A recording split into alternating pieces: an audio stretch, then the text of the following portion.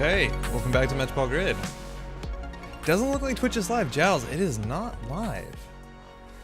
How's it going, everyone? Copper, how you doing? It is the 7th of October, 2021. It is just about Thanksgiving weekend here in Canada.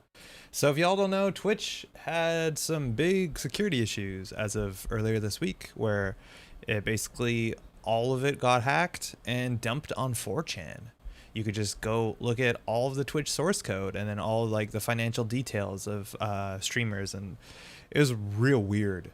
So since then, Twitch has mandated that you change your stream key and your passwords. By the way, I was going to say if you're watching on Twitch, but you're not. So the way that I'm streaming is I stream to an RTMP server that I have spun up, and then from that server it restreams to both YouTube and to Twitch. And so I got a new stream key. They force you to have a new stream key, so you know, good for you. And unfortunately, it looks like my bot, I'm gonna blame my bot, I probably did it perfectly, is not forwarding this appropriately to Twitch. So welcome YouTube and YouTube only. This is actually gonna be a really nice evening because we can make fun of all those suckers from that purple website. I'll let you Senger know he's waiting to raid. Oh, beans, thanks Giles. Yeah, I need to look at that. I need to do test stream. We're already running a bit late today, but yeah, apparently it's not working on my side. Critical Role at #1, their earnings are crazy. Yeah, Nanu, I saw the chart of the earnings that people were making. I think that was like the earnings over the last year from like 2019 to 2021. And that's wild, but obviously there's a lot of them. It's well organized and they have a huge audience. It's more akin to like a show than it is to a stream, right? So it's a bit of a mixed bag, I guess. But yeah, you can see how much millions of dollars the people you donate to make. It's really weird, Twitch. Wild. Plus, even though Twitch earnings are public, just do the math, but subs by 2.5, 3.5 by their sub count. It's more than that though, right? Like it's sub count.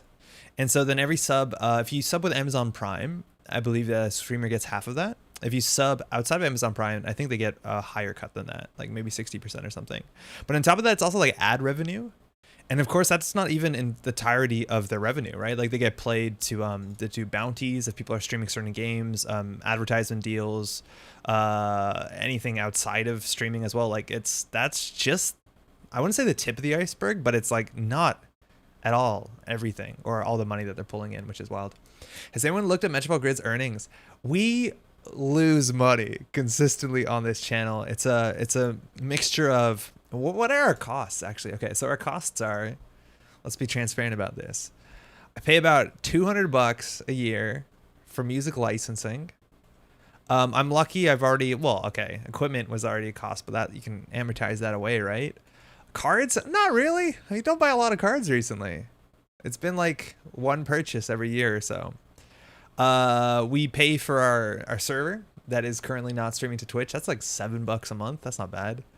And then it's like, it depends. It's usually like $40 to $50 every stream for the actors that we have that just let us win games in the public lobbies of JNet. And that actually does add up a bit sooner than the music stuff is fine. But it's not that bad. It's honestly not too expensive. I like the music though. I'm glad that we actually did that. We went years without having any sort of music. You just watch loading screen and you look at nothing. How's everyone doing? It is October 7th. I'm really excited this weekend. It's a long weekend and I got some family coming up, which is really nice. You haven't been able to see them a lot in the last 2 years, so I'm stoked for that. I think Nanako was somewhere around here. She was joining me for the stream. Tonight we're going to be playing some Wayland, but we're going to start out with this RP aka Yellow Tree, which is an NBN deck that Rotage has published. It looks really fun. True Moist Critical said that earnings posted were not accurate since he is significantly higher, and I quote, he said it's significantly higher? Oh, those are not accurate to Twitch itself? Yo, Yuzengren, how's it going? Apparently you changed your stream key adequately, because apparently I didn't. Something broke, and I found out only once I went live, so good for me. How's it going? Did you check out Taskmaster yet? It's very amazing. I'm glad you like it. It's definitely gonna be a bit of a quieter stream because we don't have all the people on Twitch over here, but we're gonna have a good time. This is a really cool deck. Rotage put this. I like Rotage's decks. Rotage's plays well. It's a Reality Plus deck. I thought this would be like a, what's it called deck? A gateway deck, but it's not. You could make this a gateway deck. I don't think it's too difficult. But basically, we're playing Reality Plus, which is a pretty relevant ability. Any ability that's 2 credits a turn is much better than most that are 1 credit a turn.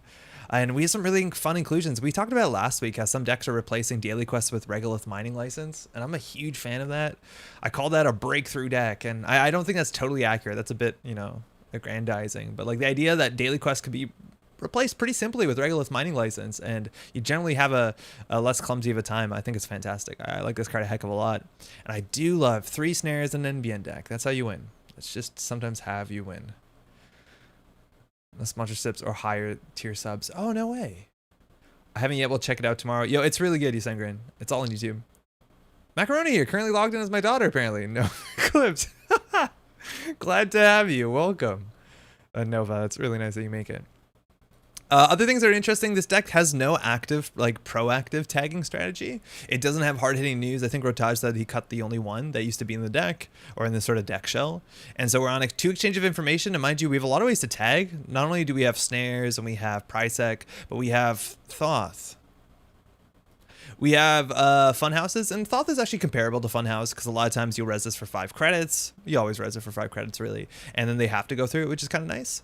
You got Turnpike, which is good. It's just nice. It's a good piece of ice. You want a couple sentries. Sentries are a bit weak right now in NBN, if I'm not mistaken. And we have IP block and pink. So the ice here is actually like pretty low. Like there's nothing huge. I think we're used to seeing NBN Glacialist running things like Data Ward or Hydra. And honestly, the scariest piece of ice here is Mouseless. Pretty wild. Excited to check it out. We just finished B99. I wasn't sure what our next show was going to be. Oh, you'll be so happy with it. I still have to catch up the last season of Brooklyn. Public Trail is cool.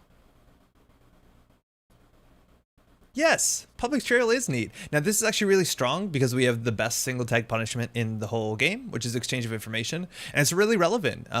We talked about how our ice isn't particularly too beefy. Oh, hold on, I need to hit this button. Oh, better. It isn't too beefy, but the idea is that the quantum predictive models are really well protected behind a lot of our ice that tags kind of indiscriminately. So the idea is that if they try and steal one of these, we generally get it, and then we can trade this for a real 3-pointer. And we're on global food initiatives, which means usually they have to steal 4 agendas to win. We have Bologna, so that can change the math a bit. But if they have steal, like, you know, it's really difficult for them to win, especially if they go tag me, because the quantum predictive models are pretty safe. The 15 minutes is relatively safe. They need to get the Bologna, otherwise they'd have to get like generally 4 other agendas if they don't touch the Bologna, which can be a tall ask. Can I ask what is the best counter tag tech you should be looking out for? In terms of like dealing with tags, there's a couple things you can do right now in the modern meta. I don't think a lot of them do see play. I think the one that you'll see the most play is Citadel Sanctuary, and it's not specifically counter tags. Like, it's not going to help you with something like Public Trail, but it's going to help you when you take tags on the turn, then you can end your turn and clear the tags, generally for free too, a lot of times. Like, sometimes you spend 1 credit, usually you play this in someone who has Link, so you don't spend 2 credits and you don't spend a click. That's a massive economy card. There's a lot of games in Controlling the Message where a 419 will put down Citadel Sanctuary and end up clearing like 5 tags clicklessly and creditlessly. That's incredible. It's like 15 credits of value. That is so immense. So this is something. In terms of like proactive ways to deal with tags that are surprising you on maybe the Corp's turn, I think the best thing we have going right now is No One Home, which is a really easy card to put into your deck. It costs nothing to install. It's only 1 influence. It also helps against net damage decks, which are not too common on the competitive level, but this is also a really nice way to deal with things. It doesn't like negate the tag, but it forces a trace.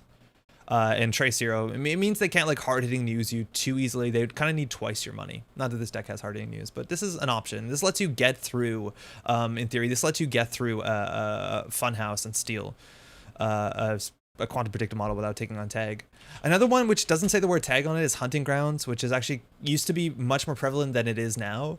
This does actually hit a bunch of the ice we have in our deck. Hunting Grounds prevents the win and counter ability on 1 ice per turn, and so that's going to hit things like the Funhouse, which is a huge deal. That's really, really good. It can turn off the Thoth, it can turn off the Turnpike, and admittedly we're running so many of these that, you know, you're only going to get so much value of it. It also turns off IP block if you're worried about that first sentence. But that classically was the way back in the day when Data Raven was the old Funhouse, that you would deal with Data Raven, because Data Raven was so hard to deal with. I think that's largely it. There's like niche things to do, like On the Lam, which nobody really plays this, and it's like paying 3 credits to avoid. This is hard-hitting news or bust, really. Like, you don't want to use this to clear a single tag off of Public Trail. Misdirection, Citadel Sanctuary, the big tag pieces. Oh, I totally forgot Misdirection. Yeah, Misdirection's huge. Misdirection actually makes, I think, some of the tag strategies just awful against a green field. The idea is that if you're playing Misdirection and you're playing against a sync deck, like, oh my god, the deck becomes so much worse. Now, this is not a card I'd recommend you jamming into your criminal decks. It's usually played in a deck that can tutor it when they need it. So Shapers with self-modifying code or Simulchip, and sometimes even Adam will pull this with their Emergent Creativity. And I guess the last one you could kind of recommend, and not too hard, but if you're in a very tag-based meta, you could consider playing a networking. It doesn't give you any tricks. It just gives you kind of like value. Like, oh, you clear the tags half as much. I think I'd rather just slot in Deuces Wild 3 times and use this if you need to, because it's not a dead card. Like networking can be in a lot of matchups. So those are kind of the options. Yeah, that's largely it. Excuse me, might have another turnpike or use counter tag as a runner I may think of using. Yeah, I think that should answer that, hopefully. Yo, Macaroni, welcome. I liked your other avatar a bit better. One day I would like you to check out an old deck I made under Bee's Knees. It's 0-card Nat. Woo, it was amazing. Want to modify to make it standard legal. What do you mean a 0-card Nat? Like no hand size Nat? That's probably standard legal. How would it not be standard legal? Oh, I guess you could use older cards. Nat is legal, is kind of what I got stuck up on. Here, 1 second. That's kind of the list. It's interesting. It looks cool. I think there's going to be a threat that we have NGO front, or sorry, wow, a threat that we're going to have hard-hitting news a bit more than we do, which is really cool. But let's get our money up. We have good things to jam into a remote server, whether it's NGO, Rashida, Prisec, and we have a lot of never advanced threats, whether it's the 15, the Quantum to tomorrow's headlines. These are all things you can put in the remote server and just figure out what to do with them on the next turn. Let's deck build. I need to get her to draw me a pick. Yo, commissioned bespoke art. It's kind of the shit. This is a Corp deck. Oh, no. Oh, Emptied Mind. I have never played Emptied Mind. I've never seen anyone play Emptied Mind. I'm not even sure what Emptied Mind does. I think it just stops you from taking any damage. Maybe? I just never understood, like, that archetype was obviously trying to be pushed by FFG, where we got Emptied Mind and the other one that says, I forget, there was a couple cards that interacted with having 0 hand size, but there just was literally no payoff. There was just no reason to do it. I'll definitely take a look at it, because I want to see what those cards look like. It's kind of hard too on YouTube, because on the YouTube side, I don't think you can post links. So like if you want to post a link in YouTube, you have to like break it up, like add spaces in it so it looks like a sentence or something. I don't know. Extra clicks, 5 credits, and a huge drip. Wait, Emptied Mind gives you an extra click?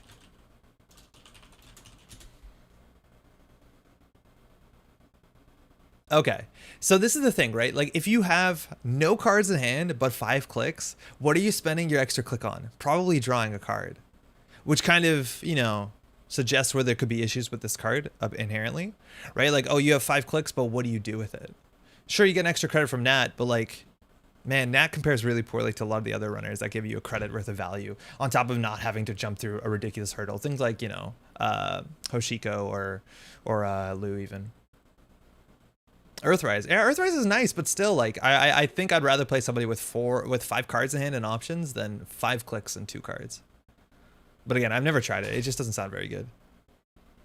I guess Nat would give drip. Yeah. And then like the other payoffs, like there's not a lot of other payoffs. The other payoff is like Cradle, which is okay. Cradle's not bad. It's a decoder that gets higher strength based off of the fewer cards you have in hand. And this is abstractly a very, very good code gate breaker. But yeah, I feel like that sort of archetype just never got off the ground. And the biggest problem was when that archetype came out and there was a, you know, Emptied Mind, and admittedly this is a bit before Nat, because Nat came out after Emptied Mind, is that was the time where Obokata Protocol was seeing a lot of play as well. So like it was we were seeing a lot of Jinteki decks that cared about damage, and then, you know, there was an archetype of what if you play with no cards in hand? And then I think we also saw cards like Ramajin Reliant BMI, which this is a pretty aggressively not good card. You need to install all of these either for free or clicklessly for them to even be considered. And then these are 6 cards that you're drawing instead of, like, you need to do something ridiculous like with Bazaar and you combo all of them out. But it's just, it's asking for so much effort and so little payoff. That's the way I see it, at least. There's another card, though, that says I think you take no damage when you have cards in hand or something. I think you have to make a run and discard all your cards and then you can take damage. Which I'm not sure why you'd want to do that. I guess it lets you interact with damage while having no cards in hand. But yeah, it's not particularly compelling. Oh, there's 12 games tonight. We have 2 people already lobbying up. It's always nice to see what people are playing. Casual, startup, standard, standard, standard. It's usually a pretty good mix. System gateway. Hell yeah, that's cool. Spirocytes was fun in CV decks. Yeah, Giles, CV decks. That was my jam though. I loved CV decks.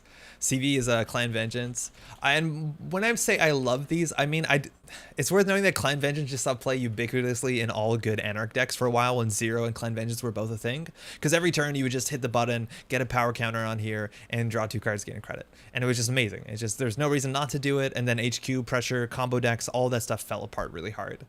But once they banned Zero, Clan Vengeance decks where you just went out of your way to get damage on purpose so that you could trash HQ, they were really, really fun. I think we called them Fight Club. We played a whole bunch of these. Enemy put me up to this. Seems so much fun to encourage drawing and having more cards rather than staring at your own palms all night. Yeah, no. Yeah, I hear you.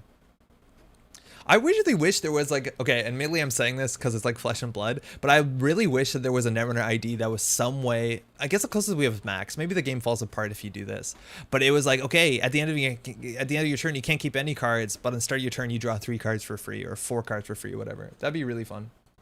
Admittedly probably broken and you run into the Max issue, but you need a way to shuffle your cards back into your deck. We're playing against Isla, who can literally do anything. A lot of times Isla is going to be a combo deck because she can kind of tutor and or start with this extra super mulligan, so she can pull cards like Apocalypse or anything she needs that's like a multi-card combo. Our opening hand's kind of rough. I think we just want a piece of ice and some economy. I'm going to mulligan this. I just got R&R proxies and those runner cards are pretty mad. R&R had some really good cards though. Well, that's not that much better. I think R&R had some really solid cards. I feel like R&R was the later the sets got, a lot of times there's less chaff. Thanks, you too. Okay, just let me set up. I think we can zoom in a wee bit. So if you don't know what Isla does, Isla basically says she gets this thing that used to be called NV RAM. So there are 4 cards that start underneath, and she can click to draw any of those cards. These cards set aside. They no longer use the term NV RAM, which I think is totally reasonable. So we can do install this on HQ, I think is what we want to protect right now. And then we probably want to do a remote server with Funhouse into Spin Doctor, but we don't have the credits. So I think I'm just going to do that on HQ and probably click 2 here. And then next turn we can do Funhouse, or we can put the Funhouse on the remote and then next turn jam the Regolith. I'm okay with that. Pissed me off my time because I wanted to play combo in that meta. Yeah, it was impossible. I think in that meta, I specifically like used to play Whale and Kill and was like, you just can't do this. It's just impossible. If you play 4 cards in a turn, you gotta draw 2 or 3, something like that. Pure Gaspin needs more of a downside. Yeah, you gotta watch out for the Faust problem, but yeah, no, I think it'll be fun. Yo, Doomster, hey, finally free on a Thursday to watch live. How you doing? How's your Thursday been? Glad you can make it. It was fun, but no means good against a lot of decks. That's the sort of the issue, right? Okay, so they installed an Onicom. Did they install it after the Sure Gamble? Yeah, I guess they have to. And they Isla'd a card into hand. Which looks like it was the Onicom. So we're just gonna get some money up here again. I think Sengrin's gonna know that we're playing the deck list of the week and we don't have a hard hitting news, so that should change how they play the deck. Yeah, so that's kind of the issue, right? Oh, peace, nice. Is that I struggle a lot of times when I play something that I know is not like incredibly good. When you're playing against, good opponents, because you generally get stomped pretty hard if you're playing something a bit silly. It's just kind of difficult. I think I've been, well, that's not great. At least we can Spin Doctor out of this. I feel like I've always been a bit more disincentivized. They deal with Mouseless not amazingly. Okay. So we could draw once more and shuffle in 2 foods. That's probably okay. If we install a ping on R&D, it's a bit different. The ping is actually really good on the remote server with Angolo, because then they have to break this for 4 credits and have a tag, which is quite nice. I'm not that worried about R&D pressure. Like, they could just drop a conduit and go in. This kind of looks like Apocalypse, but Onicom, you generally don't see an Apocalypse deck. That means they're kind of there to stay. I'll draw once more. And I'll just hit this button. All right, let's see how this goes.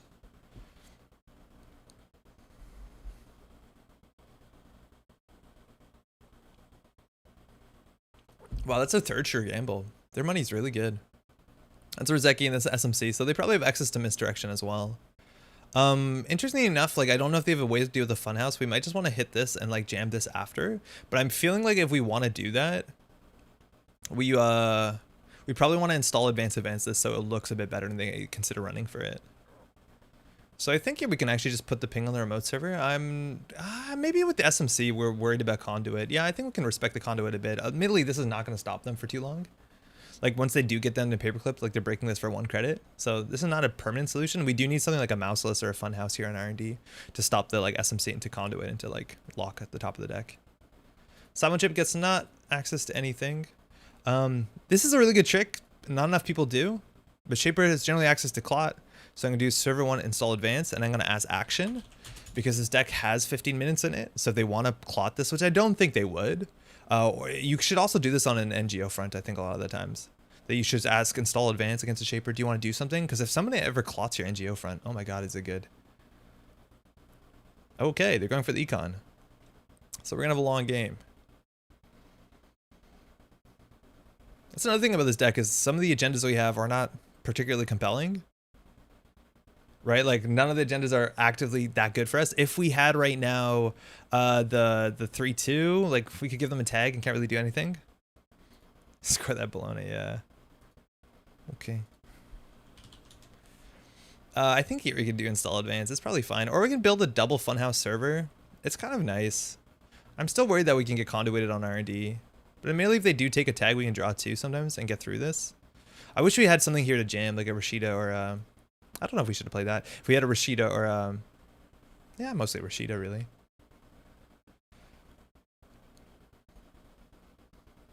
So they're just going to set up, I'm pretty sure. I don't know if they're setting up for some ridiculous combo because they prioritize getting down 3 simul chips, which is strange and terrifying. Like there might be something up here. It's an Ika. We only have 2 sentries in the deck, so this will only go so far. Can someone explain how Clot interacts with NGO front? It doesn't. But the idea is that if I had a 15 minutes, I would do install advance, asking for an action, and then advance score. So I'm waiting for an action so they can install Clot. And they don't know the NGO front isn't, you know, 15 minutes. So they might actually be like, oh, install advance, I'm going to Clot here. And then it's an NGO front.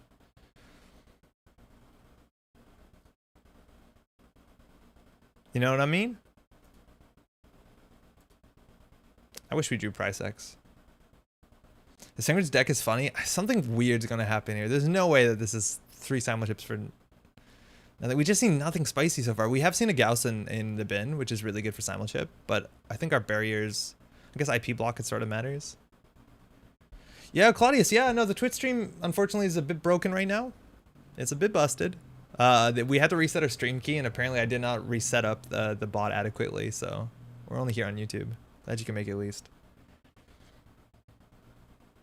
Sangren, drawing up, clicking for a credit. I don't think we can get Apocalypse like this.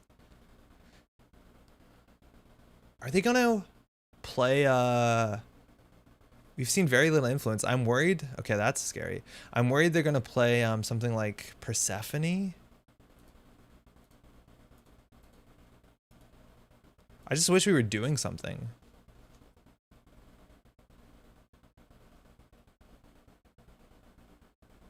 That was my arrow, Nero Prime. Okay, perfect. Yeah, no, it's our arrow for sure.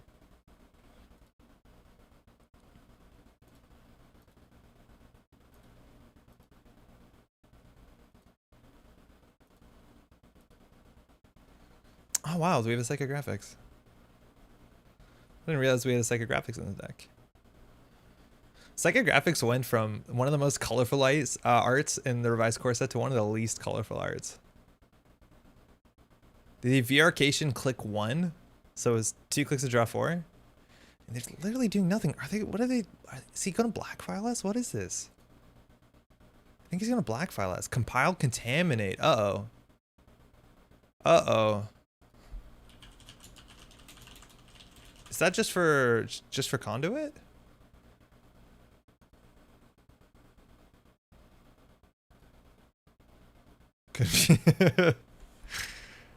Is it like Gravedigger? I don't know what's happening.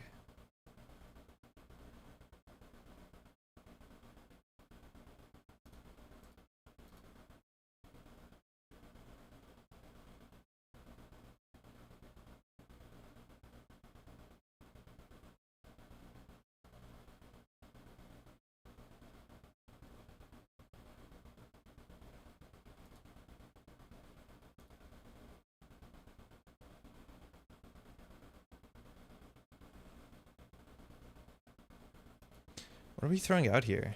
We're gonna have to spend a lot of money resing ice, though. The NGO front actually looks a bit appealing. I feel bad throwing out the 15 minutes. Yeah, I don't know. That can't be right. Oh, they play peace in our time. Okay, so we're gonna... there's no closed accounts, right? But we kind of want them to steal an agenda, right? So that we could exchange of information in the 15 minutes. D's at M's at optimizer. Their MU was full. Now it's not. 13 influence. We've seen very little influence. All right, the snares are showing up. So we're going to score this.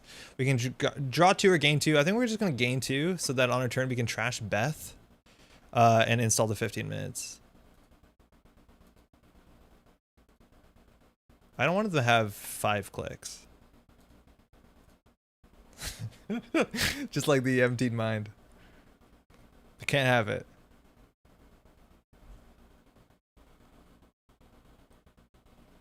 They also have to clear the tag, which is sick. The old agenda, they did something like that. Well, I guess there's one modernly. It did not do that. We could have also contested the daily cast, but it seems less important. I'd love to draw a Prisec here. Oh, it's a Bologna. Okay. So in theory, we're on game point.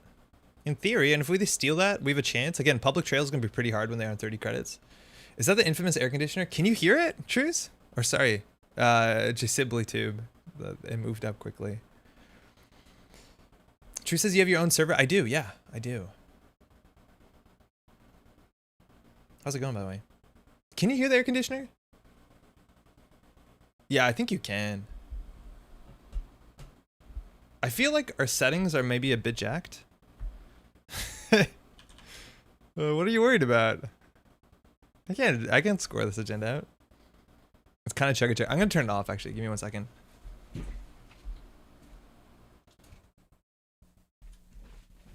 It might be better now. Don't make me self-conscious about the air conditioner. All right, so they can deal with all of this. They're gonna start interacting. This is what the one we want them to steal because we can exchange it. So let's see how many they break. They can give us a credit, yeah. So we gained a credit. Now they have 3 clicks left, which means they can clear the 2 tags. That was it. Sorry, no, that's good. I don't like it either. So they want to go through this. This is going to be 8 credits. Again, breaking it with Angolo. I think we actually draw 2 cards here. Breaking this with Angolo or paying through it. It's 3 cards. Oh no, it's cheaper with Angolo. Excuse me.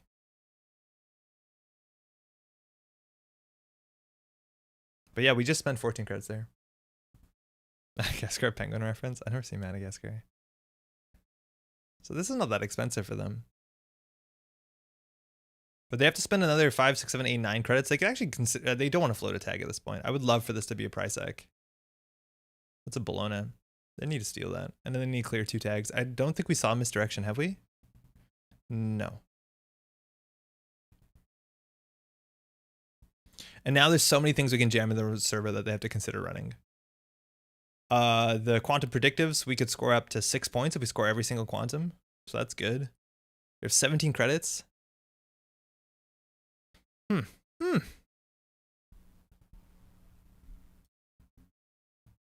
don't want to install advances. We get everything. Misdirections and archives? Actually, is it? I don't see it. Oh, it is. It's right there. Yeah, okay, cool. Okay, so they could have pulled it. Thank you.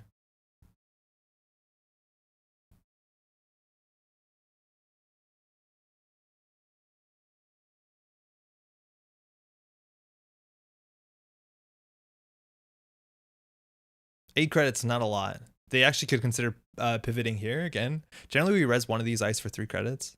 They have 24 credits still. Ugh. We really need them to beef it into a snare. And we haven't seen any run pressure, so I don't know if they're going to like run HQ. I think that they're going to try and win off conduit and just do conduit into like contaminate or what have you. Speaking of conduit, there it is. So we put another piece of ice here. There's a contaminate. Yeah, okay. So they're going to get a purge out of us for sure. Amped up. Trudging Cuban. Oh, that's sick. So they're going to see 4 cards here on this run. And luckily the pink will give them a tag. So any quantum predictive models will be ours. We also have we want to make sure that unfortunately we only have 1 snare in R&D. And this is trace 5. So they're probably going to pay 5 here. They might actually go tag me. Oh, wow. They're going to tag me. Which is good because then the IP block is a bit more difficult. We're going to gain 2 credits. We want to make sure that we still have some tags here. We can actually make sure that they have enough tags. If they hit right, because they have 2 clicks left and they're going to have 2 tags. They can't really get a tag on R&D unless they hit a snare because we've got the other trap. They could always pop the simul chip for a misdirection. It looks like they're going to go ahead and pull out the Gauss, which comes at a 4 strength. So they break this for 2. So we could res this for 2 credits to give them 2 tags. Decks of the week, yeah, Pouch, it is. How's it going? It is. This is our first game. So if we res this, they break it for 1, but they take a tag. Otherwise, they'll have 2 tags. I think 1 tag is good enough that we can keep this to force them to have a tag on a different run. Because there's still 2 quantums in there. Mind you, he's running archives, R&D, while there's 6 points in archives. I think you'd want to deal with the spin doctor before running R&D. Trash the Rashida, okay. And we might actually not Rashida here if we wanted it just to purge. And we're keeping this here just to make sure that we have a way to give a tag during a run to protect our quantums. Sanguine definitely has to clear the tag or exchange is such a blowout. Oh, okay. It's an IP block. They break it for 2 credits, so I'm not going to res it. It looks like he's going to tag me. So, yeah, that's pretty good for us. It's really good for us, in fact.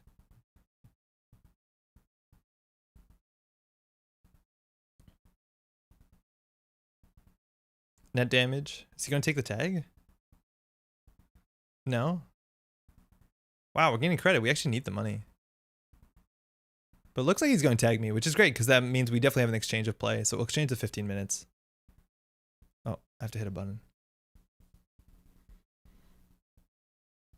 Take a tag. Okay. Are they going to pay 3? Fire. Okay. So they're going to take more tags. So they're fully tagged me. We have no way to go. Oh, we actually have psychographics. What are we talking about? So we, in theory, actually could just shuffle with the spin doctor and start drawing new cards. We have a chance of just top decking a win. We would have to top deck it perfectly because they'll be on 5 tags or 4 tags. Excuse me. No, they'll be on 5 tags. So we actually could draw once. I think we'll do the spin doctor play. What am I doing? Fire, unbroken, separate. Yeah, because we can do this, and if we draw into an agenda, we can win. Even any agenda in our deck, because we can install psychographics exchange. So we have a lot of options here. All right, Rashida's down for 1. Is he centering on clear a single tag? I don't know why they're respecting an unadvanced card so much, right? Like, there's nothing that will win the game unless we're on, like, seamless launch. Which, I don't know if that's the read here. Amped up? Oh, no way! They're gonna clear the tags! Oh my god, so amped up is brain damage? So they can use a sound shift to install the misdirection so they're not going to tag me. Oh, that's amazing. Now they can pay 5 credits going down to 4. So we could still consider, we could still top deck the public trail. We didn't. So they're only getting 3 credits at the start of their turn, and anything we jam with the remote server, they have to go for. I think we just jammed the NGO Frontier. Because they're not going to see too many more cards. Because we didn't shuffle, they saw 4. So they can maybe see 3 more. It's unlikely for them to win off that. Because again, still, there's 2 foods in archives. Like, there's only 1 food in the deck and 2 quantum predictive models, if I'm not mistaken. So they really need to deal with or run archives or server 2 first. I think definitely running R&D while there's archives loaded. Yeah, they have to run this. So if I res the IP block now, it's actually a bit better because their Gauss is 1 strength. So they'll probably trace through this, which is fine. Again, we're going to gain 2 credits for sure. Oh, let alone this. All right. The misdirection again, we talked about this a bit earlier today. It's a really big deal. Because now instead of spending 4 clicks, 4 credits and 2 clicks, they can spend 2 credits and 2 clicks. That's half price. I'm talking about how we don't upgrade ice for remote server. This remote server is actually really annoying. Unless they go tag me, which again, might not last too long if they do.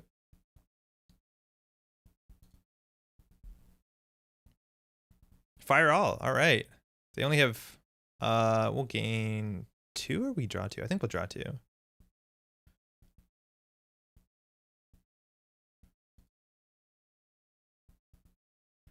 So they lost to Beth. All right. Fire unbroken.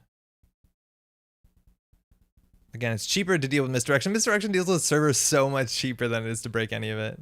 Right? Like they can spend 1 credit on this or 4 credits. And that's kind of the problem with stacking tags against misdirection.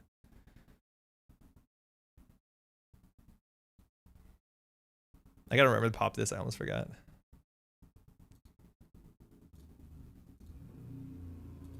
I did this so they would run here because I'm pretty sure they were gonna run here because it looks like it's the Bologna, and they had perfectly 5 credits on access too.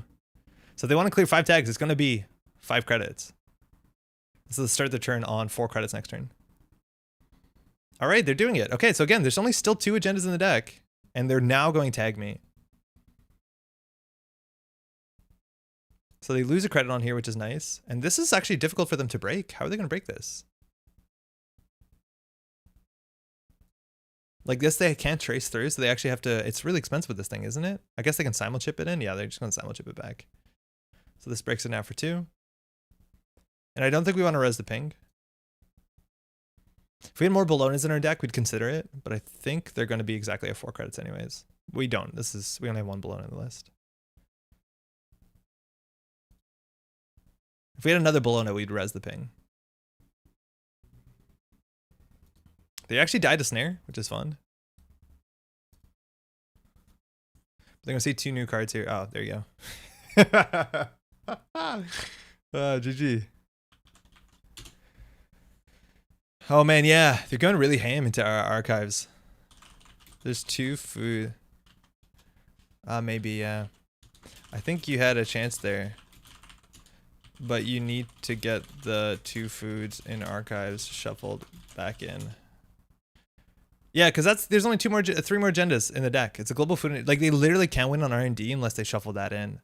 Because again, they can't steal the quantum predictive models, and we've scored everything else. So that's why I said it before that the deck is really hard. Like if we score certain agendas and you go tag me, you have to basically steal 4 agendas to win the game. Well, they could actually get 3 because they got the Bologna.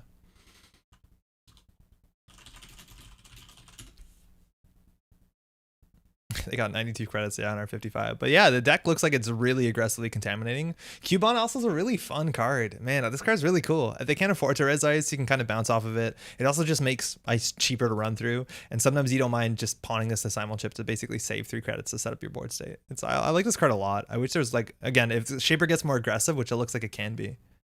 Someone asked for an Isla deck, so I try to figure out what to do. It doesn't feel right yet. Do you have to do anything special in Isla? Or can you just be Andy?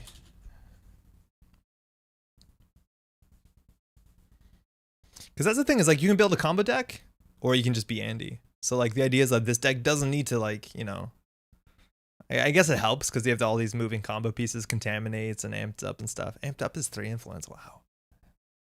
They can have huge turns, like 5, 6, 7, 8, 9 click turns with Beth too. You can leave some 1x's on that if they aren't useful. Yeah, yeah. That's another cool thing about Isla. It's like you can use her as a way to have access to cards that you think are important in the matchup. But you can also use it as a way to like thin your deck. Because in some ways it's like kind of akin to playing with a 40 card minimum deck. Because you can see cards and be like, okay, well that's something I'm never going to play in this matchup. It's a tag based card in a HB matchup. And you can just ensure that you never have a dead draw, which on its own is not bad. They had equivocation. They had one in this deck too, in this version too. They just pitched it a bit earlier. It landed in the bin, yeah, a bit sooner. I wonder if they just had to be a bit more aggressive, but like that's kind of the hard read here. Is everything we jam into the remote server and install double advance, like, ugh, there's so little of it that you're excited to steal. Hey, cheers. Okay.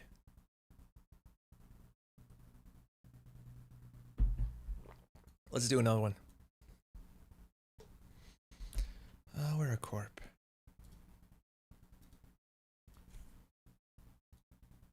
big H.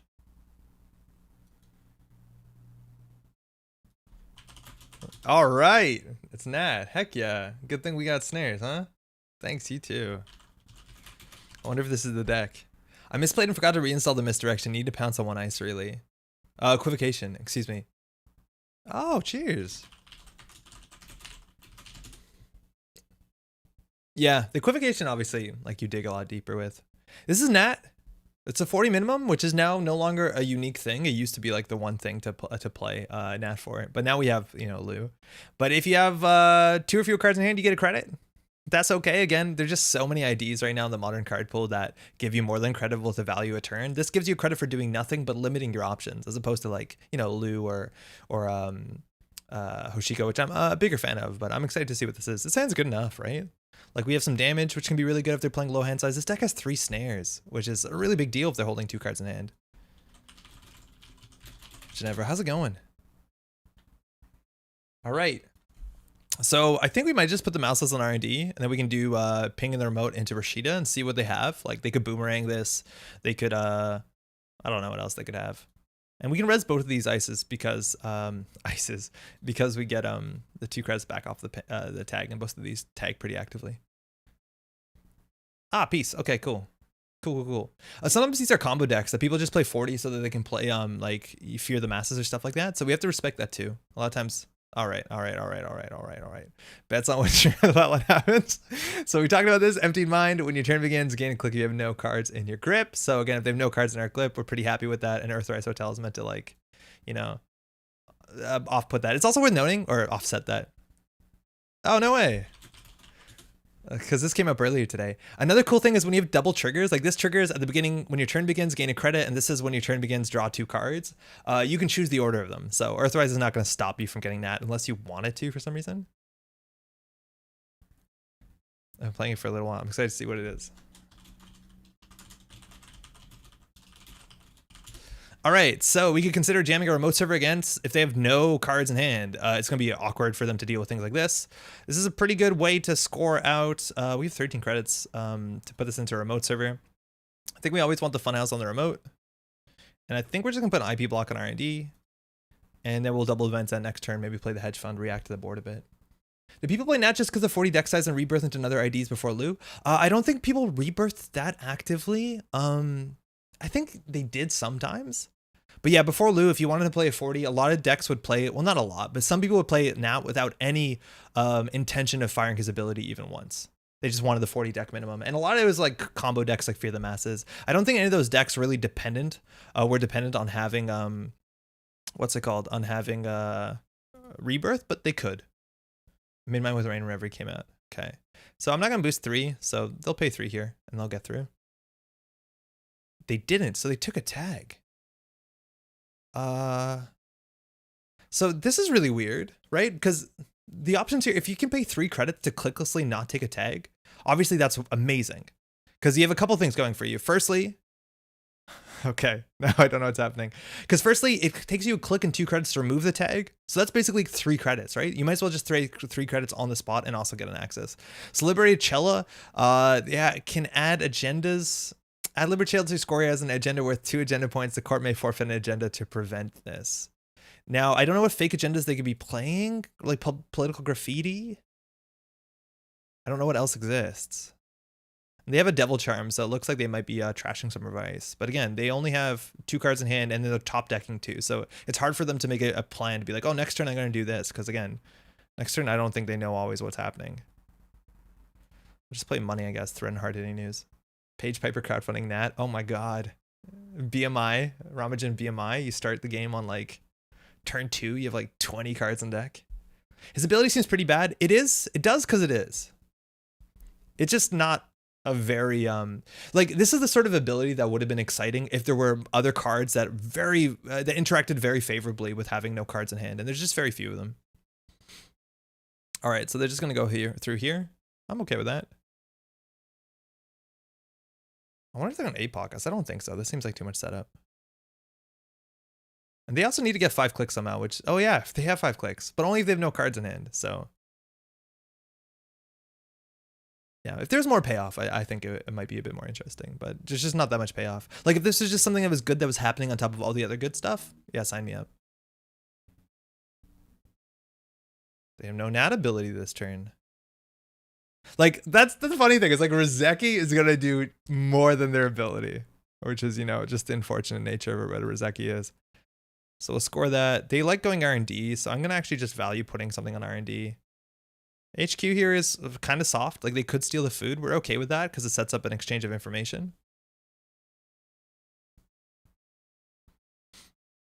But yeah, this kind of eclipses Nat, doesn't it?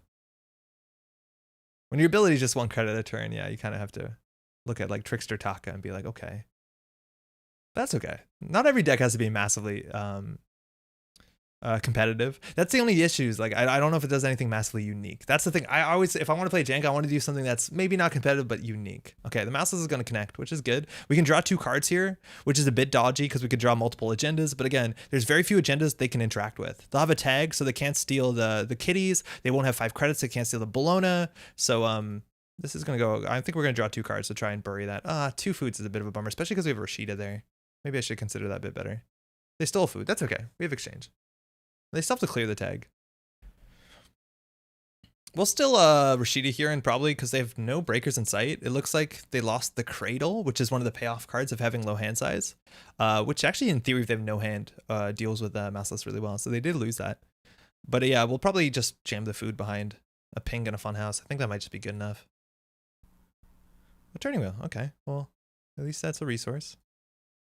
So we can take that off of them if they go tag me. Okay, so they obviously can't steal the Bologna, but I'm pretty sure they're starting their turn with 1 credit that they can't steal the food either. So I think we could, I don't know if we have to install advance this. Maybe that's just going a bit too aggressively. Because if we do that, we have to discard some cards. I feel like we can just do it.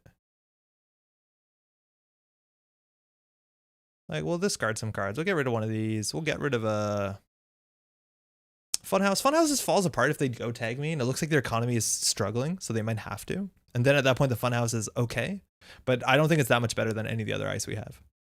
I know that it fires our ability, but just about every piece of our ice will fire our ability. So now we have food in their most server, and they have 1 credit. I wonder what their plans are for this. Like whether they're just going to forfeit agendas. Oh no, they just add this, right? Okay. That's actually pretty scary. They can trash this. Immediately, though, they can't steal the Bologna. They can not die to Snare, but it'll be bad for them. And they can't trash the Rashida, so I'm okay with this. So the idea is that they're going to Devil Charm this to lower the strength, and then use the Chisel to trash it. So another mouseless. You hate to see it. And they're going back in here. A Snare would be bad. Wow, the mouseless again. Okay. You have 3 of those. So honestly, I guess we could just like, again, they don't have a lot going for them right here. Like I'm not that worried about the remote server. I don't know what it would take for them to get through this. And admittedly, this doesn't end the run, which is a bit of a bummer. I think we can just put this back on HQ and we could maybe advance this once. And hedge fund. Again, we don't need to advance this once. If we do, then we can jam the Bologna. It doesn't really help much. The Bologna is really safe when they only have 0 credits. And I think their nat abilities only fire twice. This Rozeki's the real breadwinner in this relationship. This also hasn't done anything. And that's another thing. It's like, it's sometimes hard to go down to 0 hand size. Like, unless you play the card that says trash your whole hand, or Guinea Pig, which I think is a fine card in this deck. It's actually kind of difficult to get rid of 5 cards from hand, let alone 7 after Earthrise. So this actually might not fire the entire game.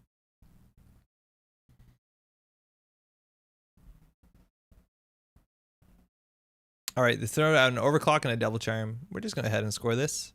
We are now on game point. Can we just jam the Bologna? I think we could. It's probably safer in their remote server because they actually have to deal with these. They could always just tank through this and have 5 credits. This seems fine.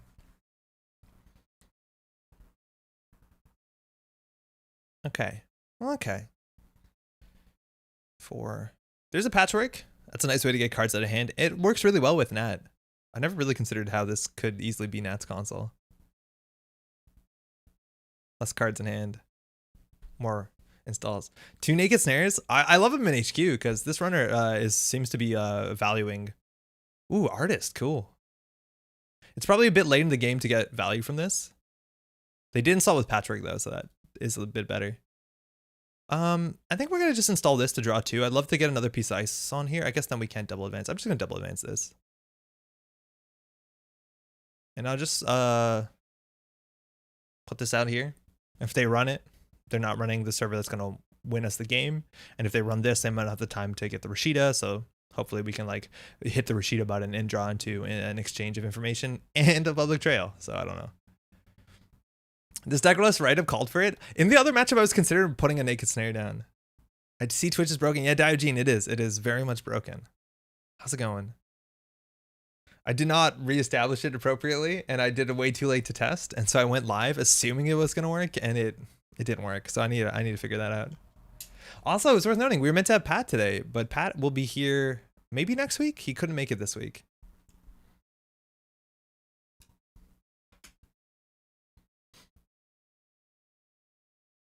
So again, they need to run this and either trash it with something like Imp, or I think there's a card that lets them trash things. Yes, this is the one I'm thinking about. Trash your grip, make a run, prevent all damage. Oh, this is prevent all damage. This doesn't even oh man, I thought this would trash a card. So that's all this does. It clears your hand and then you can't take damage, which, like, if this is an Urtica Cypher, I guess that's good. But they have no way of breaking this one piece of ice, so I'm just gonna res this. Just a simple 1 strength barrier will end the run. I thought Pat got it when he found out how much you're making left. He saw the numbers. He's like, I don't know. Actually, I do have to pay huge licensing fees to get Pat on the stream. It's actually pretty absurd. Okay, it's asking me mandatory draw because we have Rashida, but that'll do it. Good game. So they didn't trigger this once, the Emptied Mind. And I think their ability might be fired 3 times. Like, that's kind of the issue, right? Like, the Prisecs does this without the extra steps. Oh, the patchwork's such a big deal. I thought we'd see a guinea pig. Guinea pig's a really cool card. You have to trash your whole grip, and you gain 6 credits.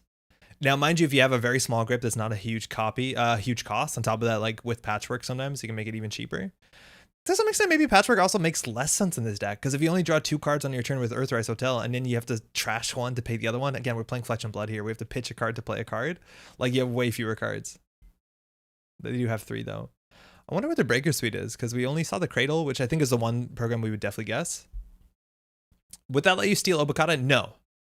Because Obokata says it's an additional cost to steal, take 4 net damage. So if you don't take the net damage, you can't steal Obokata. This would stop you from dying to something like an I don't know, an Urtica Cypher or a Snare. That's for sure. But because it's a cost to steal, you have to take the damage. Oh wait, you are alive? Solomir, how's it going? Yes, did the Twitch leak scare you off the platform? It didn't scare me, but they mandated that you had to refresh all your passwords and all your what's it called? Your like stream keys. They did on automatically, which is obviously very prudent of them. Unfortunately, I have the way that I've set it up. I have a private server that is a restreaming bot for me, and I went into it and I opened it up and vied and got into the thing and changed the stream key, and apparently I didn't do it right because it's not working. So yeah, apparently we're not on Twitch. We're definitely not on Twitch, but we're definitely here. I'm gonna do one more, and then after that we're gonna play. I have a different deck that Eric posted and said it was garbage, so we're gonna find out together. I'll just do one more. Oh, Jay Wayland, how's it going? I feel like my camera's higher than normal, and then by the end of the night, I'm like down here and slouching. It's not a good look, so I'm gonna sit up. Oh, 4-9. That's a bit better. That's a harder matchup for us for sure, because they have a link, and a lot of our ice does have tag on it. We care about putting traps in a remote server. And we have to pay for that opportunity. Drew, how's it going? You found the stream? Yeah, we're not on Twitch today, unfortunately. It kind of broke a bit. Glad you can make it. I had fun with Argus, which is counter to Zai counter surveillance. You just kill him, though. Just kill him. I'm doing good. I'm going to mulligan its hand. For that deck, you just want to draw a high-profile target. This hand's a lot better. Che, how's it going? Good morning. You too. All right, so they mulliganed. All right, that's actually a pretty good hand. 419's got the good stuff. We want to make sure that we don't get account siphoned or diversion of fund too soon in. Now, none of this ice that we have in our hand actually stops it. We have very little end the run ice in the deck. I think we only have 5, and 3 of them are IP block, which 419 gets through for 2 credits. So I think the best thing we've got going for us is like, and that's also the bad thing, is if they take a tag on this, they end up giving us more money, which is, you know, really bad for us. So I think we're going to do Funhouse on the remote server. We'll do this on R&D, this on HQ. A lot of times you want to install 2 cards a turn to prevent their information. I think we can install this and they can know this is a Funhouse. I think we're okay with that. I'm just going to do this. I feel good about it. Took me a bit of fiddling around in YouTube settings because I didn't feel comfy messaging with my RL name. I think I get it. Haven't noticed you stand squatting in your chair recently? Games got to be as tense as they used to be. Yes. Well, it's a mixture. In some ways, yes. In other ways, what in other ways? In other ways, sometimes I'm wearing shorts and it looks weird because you just see like my naked knee, and it's a strange look. Right now I'm wearing pajama pants, so I'm not like, I don't know, I'm really excited to get in on that. But yeah, maybe it has been a while. All right, so they're putting the boomerang and they're going in. I thought they're going to do boomerang diversion. They're doing just boomerang bravado. If we res this, it eats the boomerang, but we'll be down to probably 2 credits, which is honestly fine. Like, they can't take the net damage, so we'll gain 2 credits. That's fine. It eats the boomerang. They know they can diversion us through this. Naked knee. It's just a bad look, right? Because you see a naked knee and then you don't see like above because I'm sitting, you know, like that. Like, imagine that's a knee and it looks like I'm not wearing pants, which, you know, maybe that's marketable, but doesn't look good. Notice I don't see you with anything else in the water. That is true. Oh, they hit the NGO front. Oh, they can trash it. Ha ha ha. Roller coaster emotions. But they're on 7 credits now. NGO front is pretty great. We can just go ahead and jam it. They didn't draw too aggressively on their turn. So diversion could or could not be a thing. I do like putting the Prisecs on HQ after we jam this, but I think we want to go install advance on this and just let them see it. Because I don't think there's anything we can threaten if we don't have money. So we need to get money. Pay 1, no. And then we'll res this because they know what it is. And this plays around falsified credentials. So you want to res these things. Knees, disgusting. Don't get me started on ankles. Please cover your ankles, everyone. All right, so they have generally 2 bravados. I think Deuce's Wild's going to be a worst case scenario as well. And again, the diversions are going to be a problem. This is the best thing we got going for us. Snare is maybe not expected, and it's really important, or really potentially disastrous against criminals that generally singletons of programs. They'd also multi-access heavily on HQ with things like Docklands Pass, Sneak Door, Legwork, or even Jailbreak. So if you hit their one of program, like, they don't have recursion. So it's really important that we try to keep 4 credits up. Admittedly, if we are keeping 4 credits, we will get eventually diversioned. So we need to find another piece of ice for this. Okay, Amakua. We have no ice at 0 strength. We have 2 or 3 IP blocks, so that's actually okay for us. Okay, Funhouse, yes.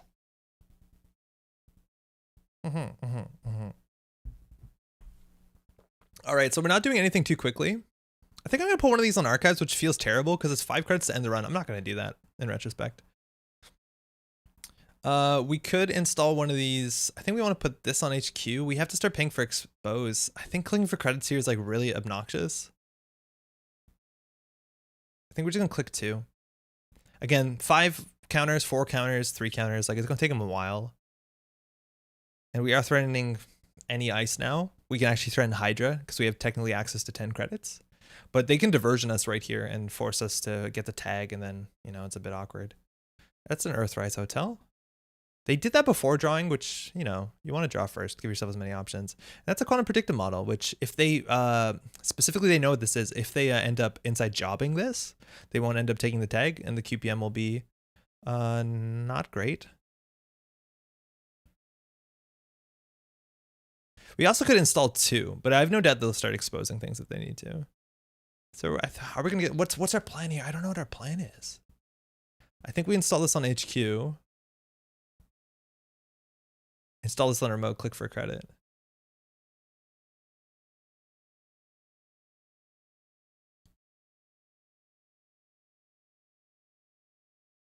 A remote is double funhouse. That's going to be 10 credits for us to res if they inside job, which is not looking good. We're really going to need to get a regolith before things are really bad. This is just a dirty laundry to get on. Makua counter at 1, they can get through ping. We wanted just a cheap, shitty ice for R&D. Like a turnpike would be perfect, but we don't have another turnpike in the deck. An IP block would be fantastic. And we're not hitting this button. A lot of times you'd consider hitting this immediately, but we want to keep it off. Just because if we don't have money, we can't be diversioned. We'll pop this as soon as we need a res ice. But there's no way for them to destroy this unless they like run HQ and then put a Polyp down. So, but Galter's actually not amazing in the deck. We only have 2 sentries, but that's good they got that. Oh, wow. Do we? Yeah, I think we. Okay, if we install this and res it, do we pay 1? I think we do. I actually should have done the math here about the breakpoints. We have 10 credits, which is enough. At least 10 credits to res both of these. So this needs to stick. If this doesn't stick, we're in a disastrous situation.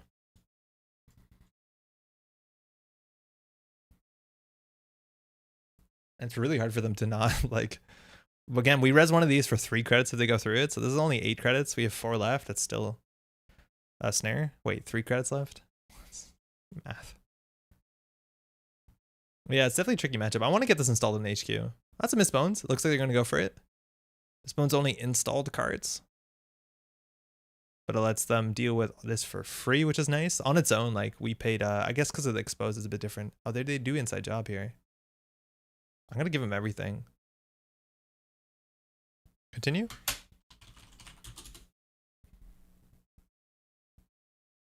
This is an okay trade for them, but I told you, yeah, we have to spend 10 credits on this. At least it's only 8 credits if they go through this.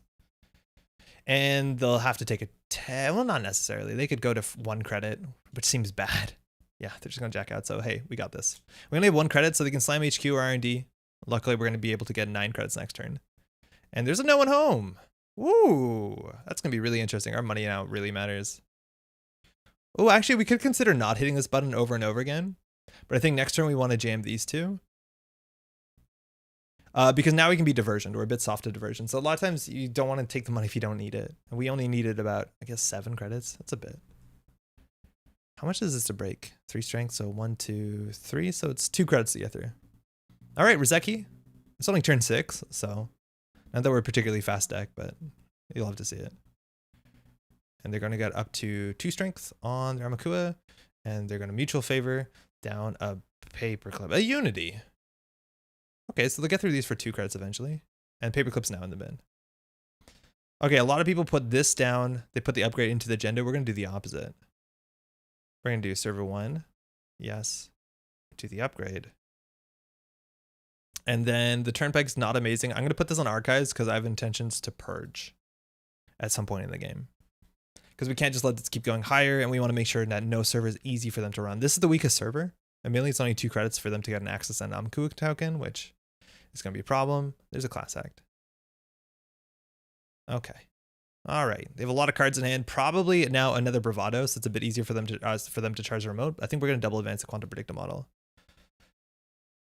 Other ideas, purge, which isn't that relevant. Okay, let's make it look like a Bologna. This makes it easier to falsified because it's not, it's unlikely we'd slow roll an NGO front like that. They have a turning wheel down. That's really bad for the funhouse because they can bounce off this with the end the run. So we don't want to res this unless we need to. But their money's not amazing. They still have all the gambles or the, sure gambles and 2 bravados. So they still have a lot of money. Man, if this was the trap into wow, if that was the trap into wipe all the resources, the tomorrow's headlines, it'd be absolutely disgusting. Okay, so they've got all their breakers down, so these snares are not going to be too big of a deal. Diesel, 20 cards left in their deck, and they're drawing now 4 cards when they diesel and they get a bottom 1, so they're going to be finding what they need really soon. This looks like a good board state. Admittedly, it did look like a good board state to diversion of funds, but this price deck here is going to make it a bit trickier. So they're going to go HQ, I believe, with the bravado. Yeah, that's fine. I'm not going to res the funhouse. This thing is still pretty annoying for them to deal with. Oh, they're just jacking out. Nice. That's another way to abuse the turning wheel, I guess.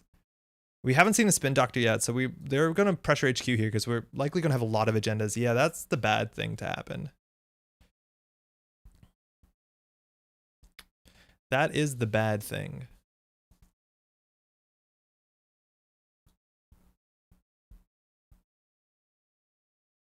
Oh, nope. So we'll do this on HQ. Yeah. Put this in server 1. Yep. Okay. That's the best we got. I don't want to leave this unresable. Double mouses is annoying. Like, they have 3 breakers, so they have to boost twice. So it's like 5 credits to get through a funhouse. That's good. Yes. Yep. So whenever you install ice, you can trash any amount of ice on the server before. So they're just checking. So this face down card was what was here on HQ. And I just don't want to have that as an option because they can bounce off of a turning wheel and build up counters and then just dunk on R&D. Now we really need to draw into Spin Doctor's hands. Not pretty elegant. Should there be more ways to deal with agenda flood other than Howard Jackson? Marked. I don't know. I don't think so. There's actually a lot of ways. And like we've been playing for a while before Spin Doctor for years, and Flood hasn't been that big of a deal. It kind of just forces you to be more proactive and makes the games, you know, a bit faster. And merely there is like, you know, a bunch of ways that could be bad, but it just doesn't happen as much as you might be afraid of. And there's a lot of ways to do it. Like we have Spin Doctor, we have Sprint, we have preemptive action. You have not fear the masses, distract the masses. You have genotyping. You have attitude adjustment. You have that one that was banned, so you can't do that. You have the Wayland one from Reign of Reverie. I don't know the name. There's a lot. Is this the Yellow Tree deck? Haven't read the write-up, but I'm not sure what the connection is. It is. Why is it called the Yellow Tree? Because it has a lot of traps, and a lot of times people call the old Jateki decks like White Tree or Black Tree based on which Jateki deck it was.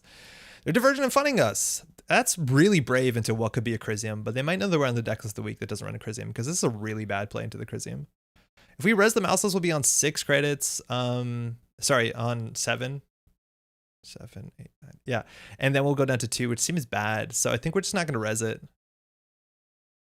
That might be wrong. Maybe you have to eat the boomerang as soon as you can. I think it's because abbreviations are RP. Oh, really? Just Reality Plus is RP, which is Replicating Perfection, which was the Black Tree, if I'm not mistaken.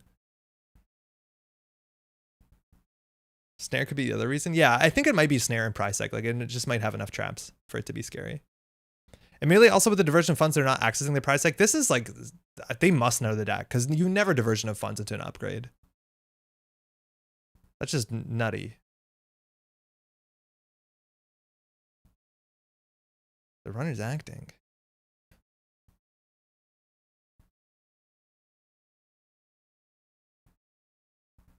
They're typing. Yeah, I don't know why they're doing this, but it worked out for them.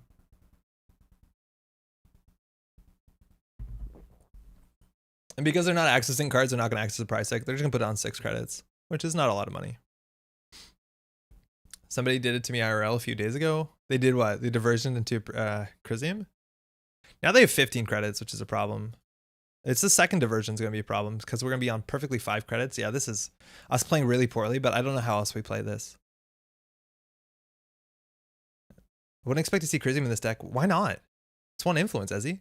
How's it going? I would definitely expect to see Crisium in just about every deck. I don't think there's any deck that I wouldn't expect Crisium in. Yeah, this is disastrous. At least here we can res the mouseless. YT only? Yeah, Alec. Twitch did not set it up right when we had to redo our stream key. So here they could give us a credit. Now they'll probably go for the Axis. If they give us a credit here, the Prisecs fires, which is okay. I was wondering why my Twitch notification didn't go off. Yeah, it's a bummer. It went live and I set it up properly, but it didn't go live. So it's just YouTube now. It's a bit of a quieter evening. Yeah, the Twitch link, exactly. We had to change everything. So they're figuring out whether they want to boomerang this or wait, what's happening? Test? Or whether they want to break it with Unity? Wasn't there a boomerang on this? What happened to it? Oh, okay. Oh, cool. I think they're figuring out which subroutines to break. They could also take the tag on purpose and then force us to draw 2 or gain 2. And if we gain 2 more, we'll have more money. And again, we're not gonna hit them with a Prisec. Deck slots are usually tight as it is. This looks like a combo deck. Chrism is usually 50th card unless it's meta. I think Chrism is almost always meta, and I don't think this specifically looks like a combo deck. I wouldn't read that. So let's see if they want to pay like 3 credits to break a subroutine. No, they give us 1, 2. Okay. So this isn't denying us a bit of money, but it's actually really expensive for them to still get through this. Like this is 5 credits. Okay, they're just checking out. Turning wheel. And this R&D is going to be a problem soon. Luckily, we just want something like a funhouse. Unfortunately, on R&D, we don't have one. If we res the turnpike here, we can't threaten to score out. We can't really threaten to score out anyways, though. So we res it, they go down to 14. They break this for, they go down to 13. I think we have to res this or they just run it too many times for free. Chrism can bite you since it turns off public trail. I'm not worried about that. We have 1 public trail in the deck. And like you res the Crisium if it matters. Like if they're diversioning of funding you and then you can't public trail them, that's fine. Runners are all either due for APOC. Yeah, I think it's super meta. There's Conduit. There's Omar running rampant. There's been very few metas where Crisium's not worth a slot. It's also 5 to trash. Miss bones. All right, so do they have the 3rd diversion? Because we're clicking for 3 credits. They have 21 cards. Doesn't look like it was for money, so criminals out. That leaves Shaper Anarch. Who do you think ran Twitch? You can look at the link. It'll tell you. The link actually tells you all of the factions of all the streamers. Immediately, like everyone's been joking about this. It's fucking awful that everyone's like information gets exposed like this. Let alone people's passwords and shit. I know people who are watching this are not watching on Twitch, but if you're on Twitch, if you have a Twitch account, go change your password immediately. You should have changed it 2 days ago. The Twitch hack potentially could open doors to Amazon, AWS, etc. too, which could be a nation level hack. Whoa. Yeah, I'm not one to read. Oh, wow. Wow. I guess we score a Bologna. I guess we do that. Yeah, no, it's pretty disruptive. Now the Amaku is at 3, so they're going to deal with the turnpike really simply. It's only going to be 2 credits. It's the same no matter which one they use, if I'm not mistaken. Cool, and then they can actually see 3 cards if they want. The problem is, like, actually there's very few agendas left in our deck. It's the 2 quantum predictive models, which they can... Fuck. Oh, we should stop talking. That's a problem, because that's actually one of our most defendable agendas. We just put a funhouse there and we're fine. Unfortunately, we threw out a funhouse. I should have realized that funhouses are way more important in R&D. I think that's us misplaying the deck pretty substantially. They're also used up all their MU, so putting a ping on R&D actually doesn't matter because of the turtle. I think now we just have to force them into tag hell. The problem is we don't have a lot of money. Like, we need to give them a 5/3. And now there's like no point tag baiting R&D. Well, not no point, but like we res this for 2, we gain 2. They break it for 1. It doesn't make a lot of sense. I think honestly we purge here, but they still break this for only 2 credits. I think we have to put this on R&D and then purge. I'll draw once for a spin doctor. Oh, that's good. That's actually way better. That's exactly what we wanted.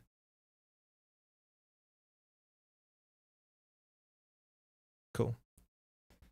I'm checking my cards. Has been expired, so many barely used. Twitch account doesn't leak anything. Sneak their beta, run Twitch archives to get into Amazon HQ. Woof. Woof. Yeah, this is really good, obviously. They have an AI, so they'll take a tag, and then they actually have to break the subroutine. Yeah, that's perfect. Now we can purge. This is a pretty defensible spot. Oh, Citadel is really good for them. Again, we talked about this deck too. They are running a lot of tag tech. And that means like they can float a Prisecs, and because we don't have credit advantage, this tag's not going to stick. So we need a lot of money for this to be good. Reminder that no one home cannot be used on Funhouse. When the run counters at the end of the run takes a tag, so they have to take it. They can't not take it. So this won't work, but again, I'm just not brave enough to do install advanced advance. I think we have to. They haven't played a single exposed card, so they're going to see what this is, which is a bummer. Like, I just want them to not. I just want them to run it. We've only played 1 NGO front. Are you doing an Argus next? I think next we're doing an outfit. We have a list already. That's a deuces. Starting by drawing. Draw 2. Class act, draw 3, bottom 1.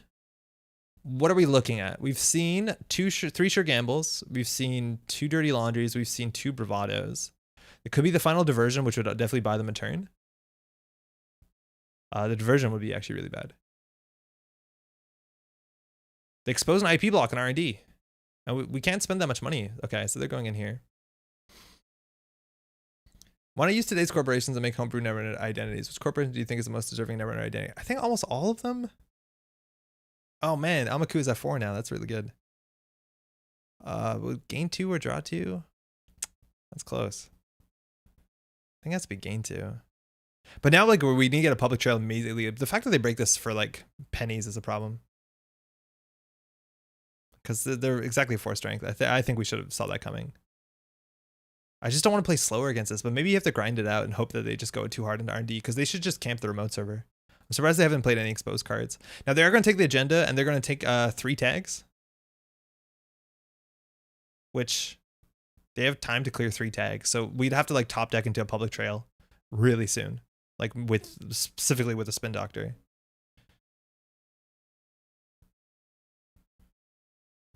So they have the food.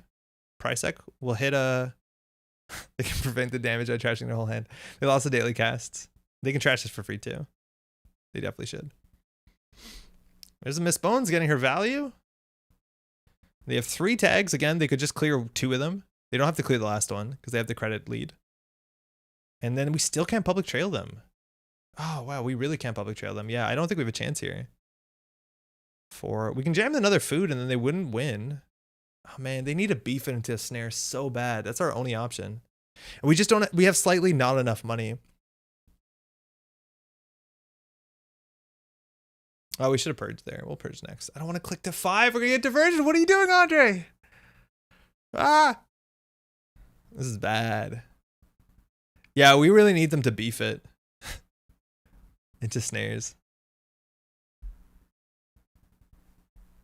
All right, they only have 13 cards left. These snares are getting better and better, but immediately they can still win, which is a turning wheel. But we need to find a minute to purge because this remote server gets way worse.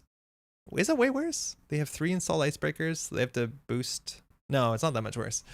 My connection cut. I don't know if it was Google or T-Mobile that was listening in. It's the FBI. It's the NSA. Did y'all read that Dan Brown book about the NSA? Yeah, there you go. Diversion of funds. Damn, we're smart. Click to 5 into diversion of funds. We've been playing this game for a couple of years. You can't tell sometimes. An Amazon themed retail NBN would be fun. The profile and tag when you buy hardware and such. Take credits when you run. We actually have a card kind of like that. There's a neutral card that gives you credit anytime they install an icebreaker. I think a resource of some sort. I'm surprised there isn't that sort of like retail. There's no heavy retail identity outside of like, you know, Byroids. Oh, did they? Oh, wow. Well, they paid 10 for this privilege? They paid 10 for this privilege? Well, I guess it's only 5, but now our Rashida is going to be good. They have a daily cast. Okay. All right. 3 snares in hand. They'll run at some point. We have to click the 3 just to threaten this thing on R&D. Actually, I like the ping a bit. I liked it a bit. Because it forced out a paperclip if they didn't have a 1 token. They have 1 Deuces Wild out yet. Spark? Yeah, Spark is ads, though. It's not, like, tangible. Yeah, Technico, that's it. Technico is the one I'm thinking of. There's also Dockland's Crackdown, which is honestly kind of a fun card. It sort of has a flavor. Harsh is all I know about what you want. I don't even know what Harsh Chandra is. I have no idea what it's meant to be. IP block. My secret weapon. Take a tag that you'll remove clicklessly. Oh boy. We just need to, now next turn we can click to 4 and Snare will be live. Oh, never mind. They're taking a tag. I forgot. Damn, we're good. Harsh is about knowing what you want. Yeah, it's kind of the same idea. It's a talent agency? I don't know. Is it? I don't know what the name means. This is the turn to like Fletch HQ. We got snares for days, my friend. 1 or 3 credits. Max stage up and mega buy and all the losers. Oh yeah, you're right. Mega buy is the closest we have to like big retail. That's actually a really good point.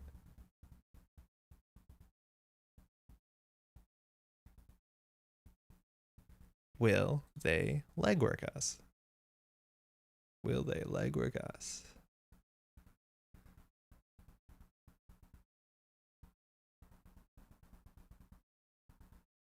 This is potentially... Oh, that's a spin doctor. Never mind. I think we just purge here and throw out the agenda doesn't want us the game.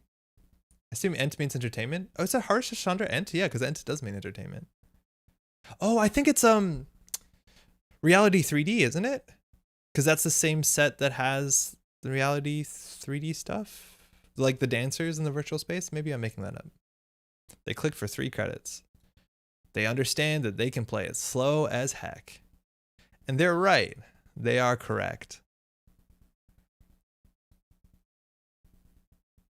Which one of us is going to get bored sooner? It's probably going to be us. Yeah, all the Sensei stuff. Yeah, I think you're right. Admittedly, also Harpsichord, though, was definitely Sensei stuff. Public Trail seems important. They have 21 credits. They're getting 4 credits at the beginning of their turn. Seems better than us. I think we just need to be jamming all the time. But they're not running never advanced cards. Like, I think they know the list. Like, they're madly disrespecting this upgrade. And they're not running unadvanced cards, which maybe they don't need to with 3 Quantums out. Maybe that was a good reason to keep this, and then we would win off the 15 minutes. Yeah, maybe that was a regret. We have regret. We have a single regret. But yeah, they have a lot of tech. Citadel, no one home. And they have buffer drive? How much do you bet they're just going to get a diversion back? I bet a lot of money they're just going to get a diversion back. Yeah, I don't know what we're doing. They only have 8 cards left, and they're drawing, so that'll get us somewhere. Oh, they figured it out. Click for 4. Very good.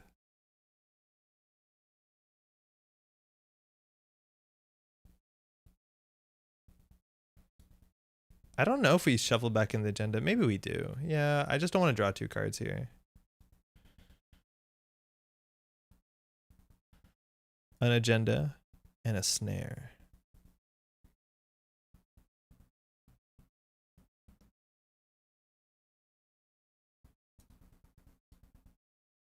Honestly, shuffling back in on what's it called would be good. Crims are so rich these days, they have a lot of money. The biggest issue, though, is we're not forcing them to do anything. Like, they're not running centrals, so they have money. Like, they're just clicking for 4. And they have Rizeki, so it's on us to do something. It's just kind of the design of these things. Yeah, there's a falsified. Okay. So we'll res it now. So they know it's an NGO front. So I was wondering, we hadn't seen any of those. Some lists are only running 1 or 2. But this means it's impossible for us to bluff this remote. So, like, we have nothing besides, again, them beefing it on snares. They know they only need to run advanced cards. Yeah, no, I know. Why to stay? Well, that's not actually true. They have to respect the agenda, the 3-2, tomorrow's headline. Oh, my bad. Oh, I thought they could just take the money. Criminals are all about the money. I sort of wish Corp had a little more money. The Corps have a lot of them. Well, not all of them. Yeah, res it too soon. I thought they'd just fix it manually. We just undo the click. So they're on 38 credits. We're on 9. So this public trail is not going to be too big of a deal for them. Grind them under 4 cards. Score opens naked. Yeah, we're going to score snares naked. Let's go.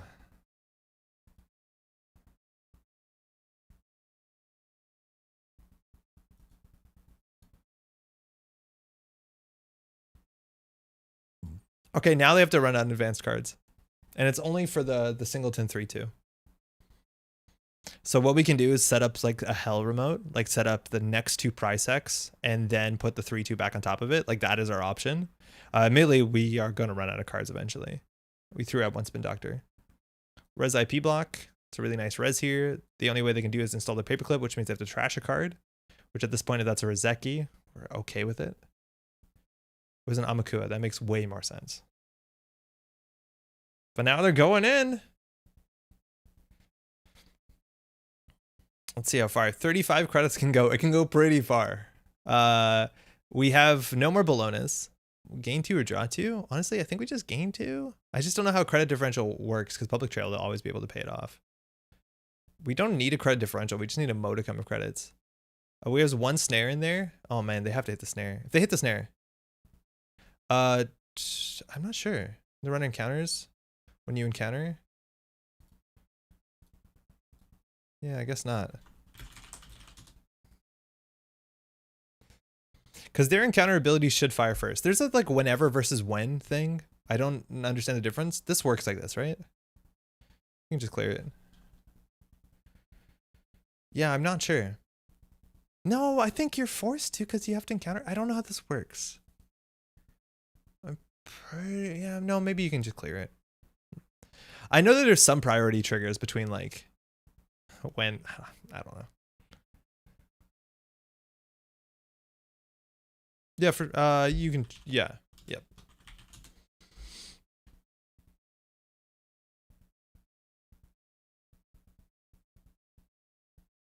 What happened with the Twitch stream? I almost missed you being on. Yo, Cat, Twitch got leaked earlier this week. And so I had to reset. Well, everyone had to reset all their stream keys, and apparently I set up my my node that does restreaming a bit poorly and didn't work. Oh yeah. Oh, my bad. The time IB encounter happens, there's no installed IA. Yeah, that's the idea. I heard change my password. Yeah, you really should again. Anybody who's watching this, go change your Twitch password because it is in the public domain now. So if it's merciful, we'll lose here. Admittedly, to win 1, 2, 3, 4, they have to steal every agenda left in R&D. They have to steal both agendas in R&D to win. So I'm hoping the Snare interacts with them sooner than that. They trashed the last Spin Doctor. So if they go back, they'll see actually 2 new cards. Twitch was successfully ran, yeah.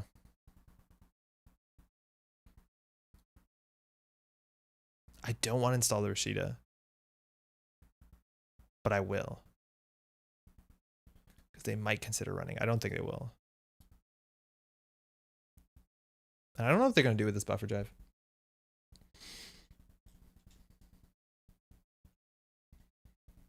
Rizeki gaining 2. They're on 36 star. Very nice 13. They're going in again. They need to steal both agendas here. They are building up turning wheel counters. Fire all. It's cheaper. Yeah, they should have done this the first time. They can just pay 2 here. So we're not going to boost it. They have 1 link. So they overspent 1. That's fine. I don't think it's going to ultimately matter. Did we spend 13 on it?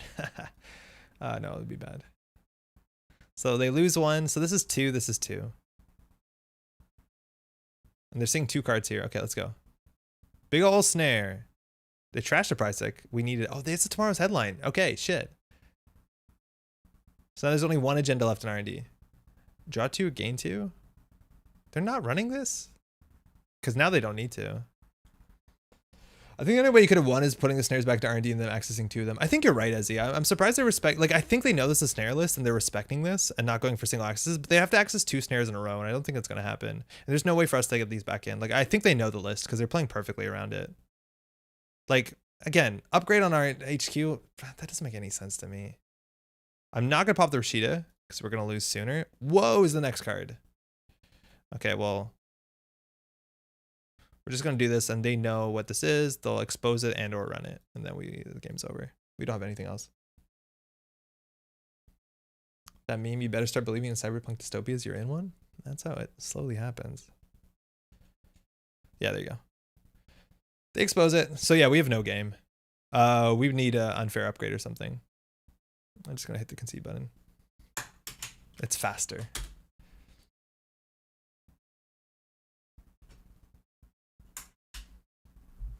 Thanks for the game.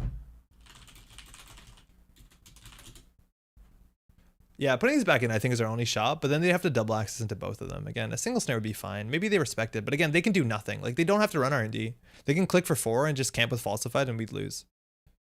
Like, that's kind of the issue here.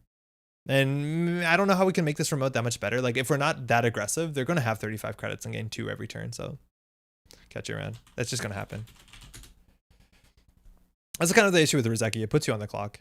Like, you have to do something aggressively. And we don't have hard-hitting news. Not that it would have been good, but yeah, we have to jam a bit faster. Maybe I'm respecting the doofs too much. I still don't get that respect on HQ. I think that should have happened. Okay. we got a deck, and I've been told that this deck is quite bad. But the idea is sound. I think there's just too many hoops, and I think there's a simple version of it that we can be playing. So check this out. Is this gonna? I think it's gonna sign us out. No, we're not. Okay. So this is a deck idea that Eric was talking about, and it's meant to be a fun fork between the runner. It's a combo deck of some sort. Eric put this together. This is his list, and we're gonna change it probably when it's bad. How different would Netrunner be if you always played to 6 points? I feel like 7 is pretty long on average. Derek, how's it going? It changes a lot. For what it's worth, there used to be an identity that said play to only 6 points. And also back in the day, a lot of decks ran 3-point agendas, and there's a bunch of cards like, hold on, where am I typing? Mad Dash that would basically make it so you would win in 2 agenda scores. So when you play onto 6 points, I think nobody would play 3-pointers. I think it's just too big of a liability. It's so hard. You got the HB identity that drops the score by 1 point. I don't know which one you're talking about. Yes, you can't really play 3-pointers.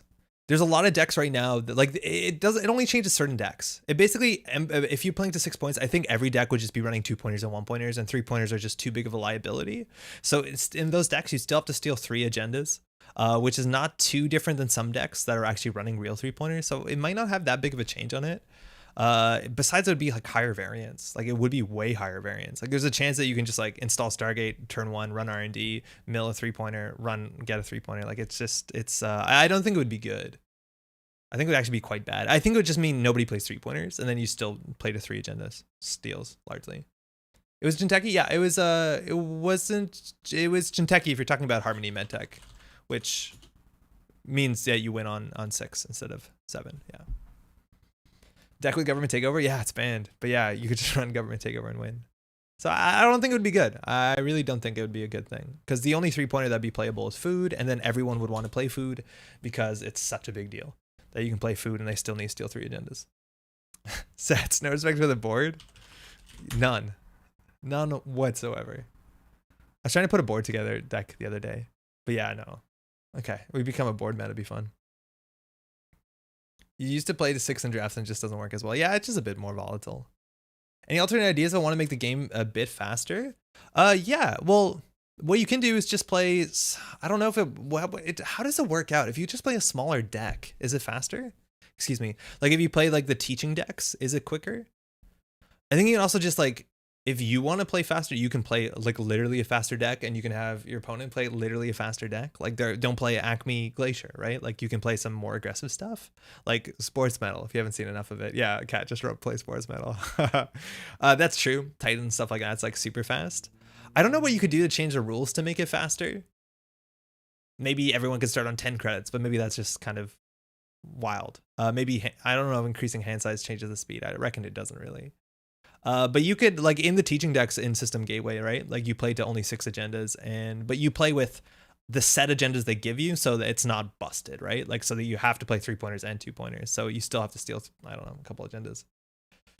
Tempo positive agendas, yeah, that's actually a really big point too. All the agendas that do something for you when you score them, which a lot of people take umbrage with because they just seem a bit too good and kind of violate the rules that Netrunner were basically taught on. Those also help. And the thing is, like, all these cards that people, I think, kind of bemoan to some extent, that are just like so ubiquitous, are exactly the sort of cards that are there to speed your game up. Like cards like Rashida, drawing 3 cards and getting 3 credits to start your turn is just immense. That takes you so many turns of just clicking for credits and drawing cards. Like stuff like this also helps. So you can also accelerate your play. I think NBN has been slowed down quite a bit. A lot of the NBN Glacier decks we've seen are pretty slow, but you can still play like a pretty aggressive CTM and go a bit faster. Okay, talking about combo deck that can go fast. No, this seems awful. But the idea is this is a card called Armed Intimidation that generally whenever you see a card like this that gives your opponent a choice, it's usually a pretty bad card, unless, because you're going to get the worst of these options. You're always going to get the worst option. So you need both of these options to be equally good, or both of the options to be good enough that whether either one they pick, they're happy. The idea is that if you score out of 4 to agenda, they have to either suffer 5 meat damage or take 2 tags. Now, if you're scoring this out, a lot of times you have no clicks left, so it's not that scary. It's just annoying for them to have to clear the tags, which is 2 clicks, 4 credits. If they have less cards in hand, they can't take the 5 meat damage or they'll die, so they have to take the 2 tags. So the dream here is to score this at the beginning of your turn, right? If you could score this soon on in your turn where you have 2 clicks left, so if they have less than 5 cards in hand, they can't take the 5 meat damage, so they take the 2 tags, which means that you can always threaten lethal with something like boom. That's the abstract idea. And the problem is, like, this is so situational. You need to get this on the table. You need to protect it. You need to heavily advance it and not score it. I've seen this happen. I've seen people fork where they score it at the start of their turn before they even spend the first click, and then just kind of, or advance it to 3 and then advance, score, boom, and make it so it's a no-win situation. But we've got a couple cards that have been added recently enough as of this year that help this archetype get a bit more supposedly consistent.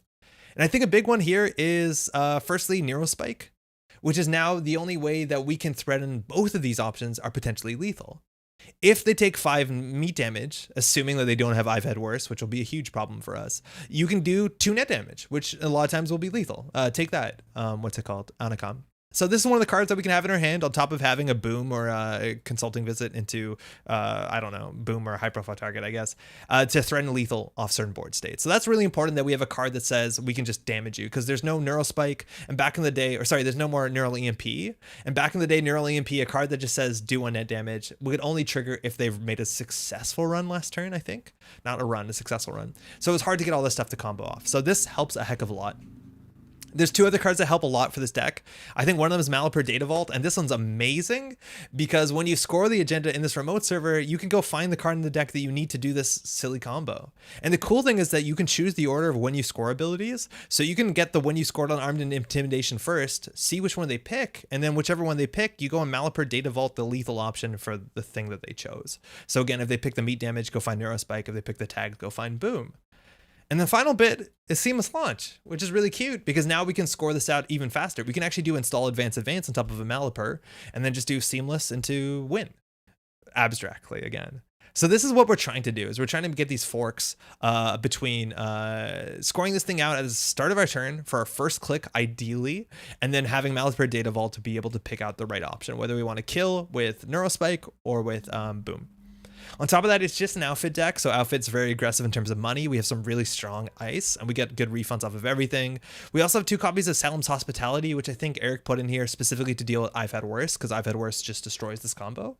Because if they have an I've Had Worse in hand, they can always take 5 meat damage and not die, because we only have a single Neurospike. So that's interesting. It's also no influence, because we're running enough NBN cards. Otherwise, we have NGO fronts, which are good. We don't have Rashidas. We have a predicted planogram, and we still are a hard-hitting news deck, which we can consulting visit for. So if we have the economic lead and they run, we can still just bury them with tags and win the old-fashioned way of boom and high-profile target.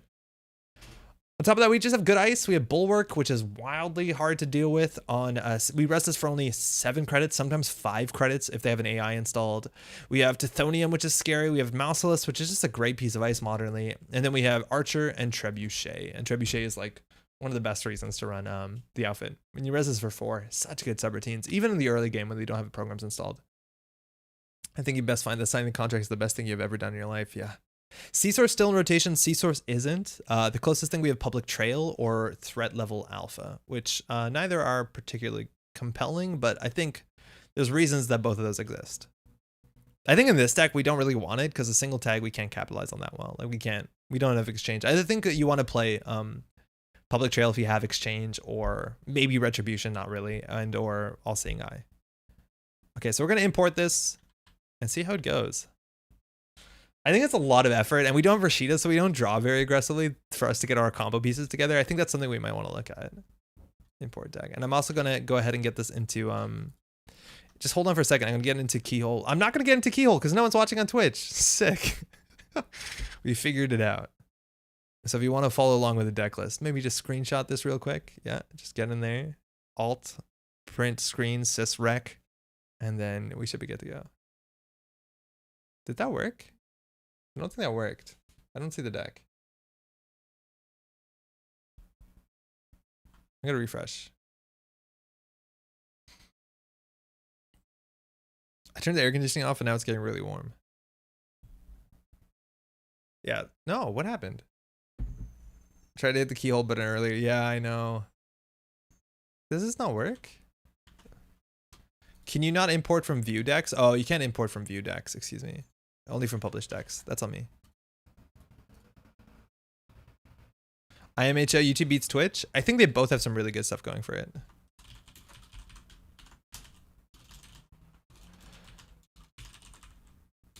Okay, so we're the outfit. That should be good. All right. The rest of our agenda suite is we have SDS drone deployments. I don't know whether to be very greedy, but we can in theory also try and jam in a package on CityWorks project, and on top of that, like have the access to the Neurospike lethal. But generally for that, you need 2 Neurospikes, and it's again a lot of pieces. I think it's gonna be hard to build a deck that can do like all 3 win conditions. We'd have to probably cut the hard hitting news, which I reckon we don't want to do. We have good economy too. Like we have Too Big to Fail, which is a 10 credit econ card. We have hedge funds. We're not running whatever that, what's the 10 credit card that gives you 5 credits, the one from the new core set? I forget the name.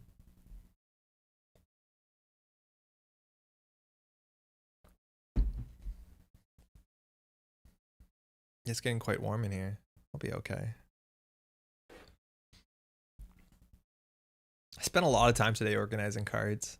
This is the thing. Okay, I need to say this more. October 16th is not this Saturday. It's the following Saturday. Pat has put together an event that we're going to be at the Silver Goblin, which is in Montreal, between noon and 6. It's just kind of open play for Netrunner, which is the first time that people have been playing Netrunner in person in Montreal, really, which is really exciting. So I'm going to be there. It's only startup format, which is really exciting because it's really easy to get to. So we're going to be playing startup. I will also be bringing just like the teaching decks from System Gateway, and I'll be teaching anybody. I've been talking to people I'm playing like Flesh and Blood with to be like, hey, we're doing this on Saturday. Why don't you show up? Oh, this is going to be a very hard matchup. They have all the tech. They're playing the same deck. No, I don't think so. Yeah, it's going to be a bummer if they have all the tech they have. Because I don't think we can deal with we can't deal with No One Home. We can't deal with Citadel Sanctuary, and we can't deal with Diversion too well. It is a government subsidy. Thank you. Anyways, if you want to come out, I'm really excited to be there.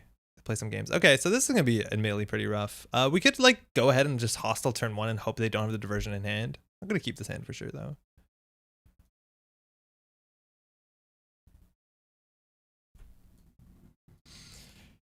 Yeah, this is the issue, right? Like I imagine the 419 deck is like very quite competitive, and it's really difficult to play uphill into it because it can do a lot to you, and there's a lot you need to respect, and just the economic denial is immense. So we could just push this out, and like if they have the diversion, whatever. Like we're still going to be at 8 credits after it. Thanks, you too. And no hostile? What do you mean? I think we're going to score the hostile. No. Oh, like we won't have the hostile in HQ. Oh, yeah. That's true. Ping to not expose all those combo pieces could be rough. Yeah, admittedly, we don't have to. Like, it's just the Malapur. We can show the Malapur. A lot of times they won't trash the Malapur until they get Miss Bones down. And I mean when they get Miss Bones down. This is also really weak to Inside Job. So we need to get this on the outside. We need to get something on HQ. Border control is not amazing against Amakua because they can just expose it and go through. These are dead. So we need to get some chump block in front of the Bulwark so that we actually can res the Bulwark. Bulwark is actually potentially really annoying. Oh, excuse me, disgusting. Into Boomerang, because they have to generally trash their program because it actually has 2 end their run subroutines. So if they install a breaker and then go for this, it's pretty good for us. I don't know how much ice we have. Sorry, it's gonna get bright in a second. Not a lot, 14. So a lot more combo pieces than ice. And they're just putting down Earthrise. I don't like that last. You want to do that last click? Let's see. Okay, Miss Bones. Okay, it doesn't change much. All right, another Bulwark won't do it, so we'll put this in server. I think a new remote, whatever. We'll trash it if they try and get Amaku counters off of it. So we have the Neurospike.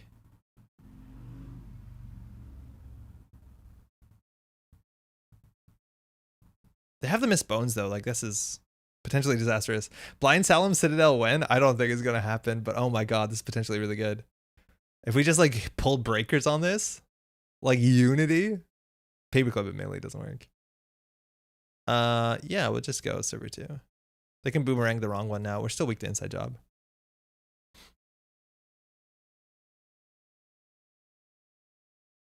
Admittedly, they can farm this because I don't think we can pop this for no reason. Well, they're going slow. Okay, we can go a bit faster than that, hopefully.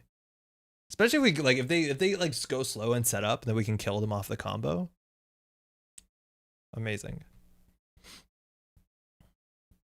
An interesting thing too is that they take the 5 damage. they can't Citadel because Citadel says discard your hand, but then we're trying to do net damage, so they need both, right? Amaku is a problem, but again, they can't really run without respecting hard hitting news, so that's good. Do we score one of these? I think we do. I think we do install advance, and then we too big to fail.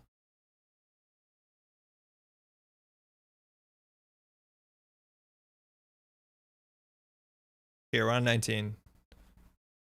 They'll be on 3. So again, hard hitting news is a real threat here, but we don't have it. And I wish we had Rashida, because again, we're a combo deck for sure. I guess agenda, it's a hostile. So they have 1 token Amakua, and they're now at 8.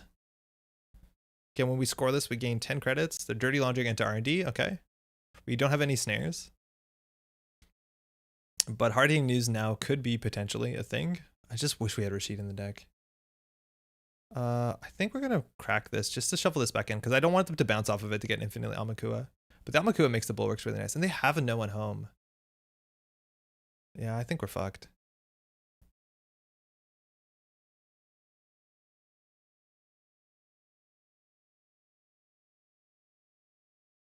So we only saw 2 falsifieds last game. They might be on 3. Finished their Earthrise Hotel. The server's really quite good though. I'd love to just jam an agenda in here.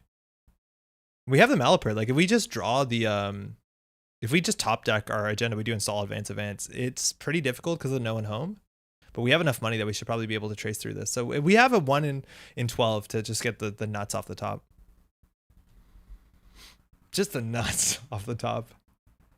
If we draw into exactly the armed intimidation, I would be so stoked if we could 1 in 12 off the top, the armed intimidation.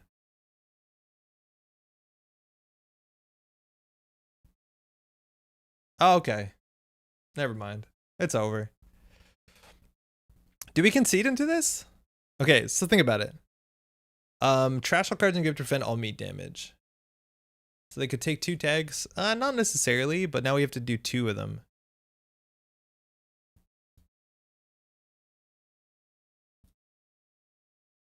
Yeah, it's just too much tech. I think we're in a bad spot. Scoring an SDS would be a really big deal.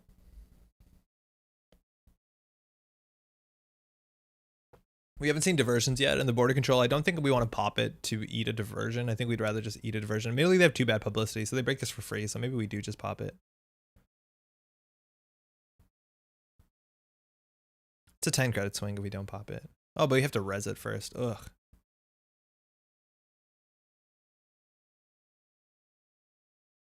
This is Bagalter.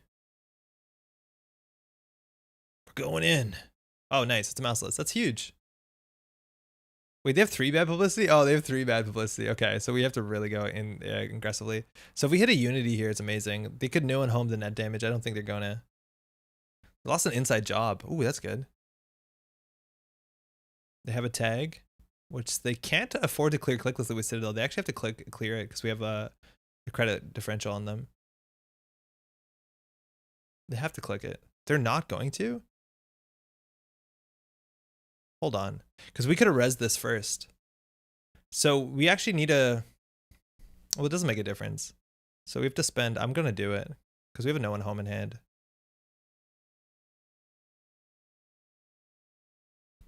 Yeah, now we can wipe the board. We have a chance. Sort of.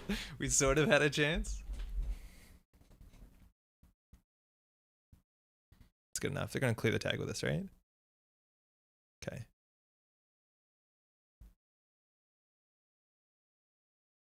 There's a unity. Oh, man. Our Salem's is not getting better. We can for a diversion. We don't want to do it on this hand, though. But now we have an opportunity here. If we purge, we have access to all this stuff. I think we can purge. It feels a bit slow when they're getting, 4 credits, 5 credits every turn. It feels really slow.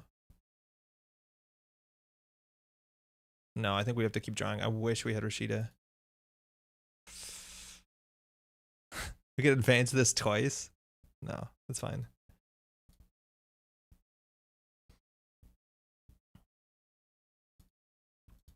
That's fine. We'll give them a 5th bad publicity. It'll be good. All right, they have class act. I think we will Salem's this hand. We will Salem's for diversion of funds because we've seen none yet.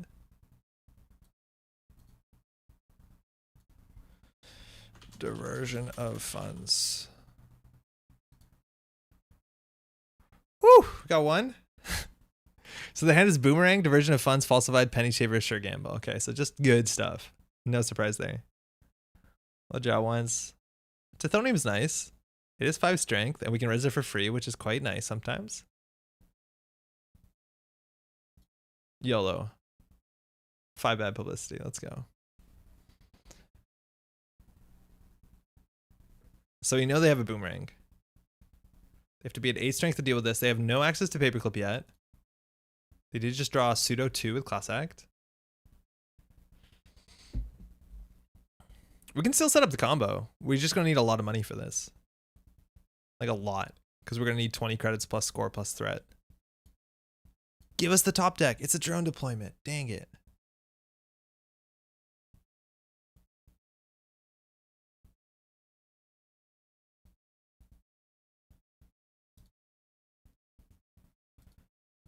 So interestingly enough, we can leave this on 1 and then score it out with Seamless and trash their Amakua, which might be good enough. They could easily falsify this.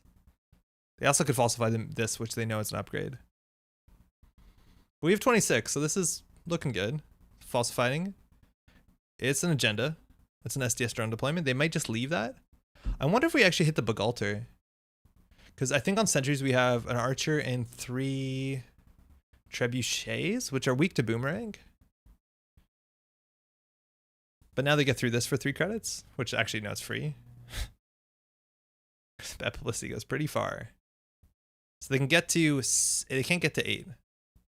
Well, they can get down their Paperclip, which they're going to install. Oh, never mind. Now we're fucked. Now running the remote server is next to free. Because we're going to eventually give them 7 bad publicity. Yeah, we got nothing. Because they have to... Man. Maybe we run these for 5 each. But at this point, we can just... Neurospike? No. Yeah, I'm going to concede in here. We can't win.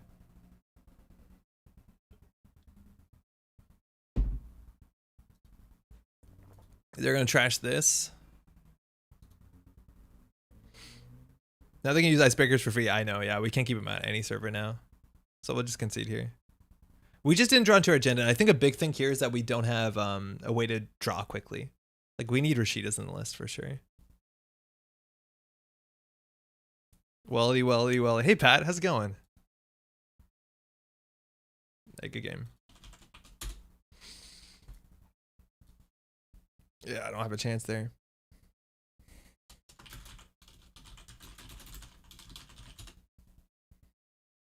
Glacier and Bad Pub don't mix. It's not meant to be Glacier, though. It's a combo thing. Didn't think you'd wipe my board. Yeah, it's a...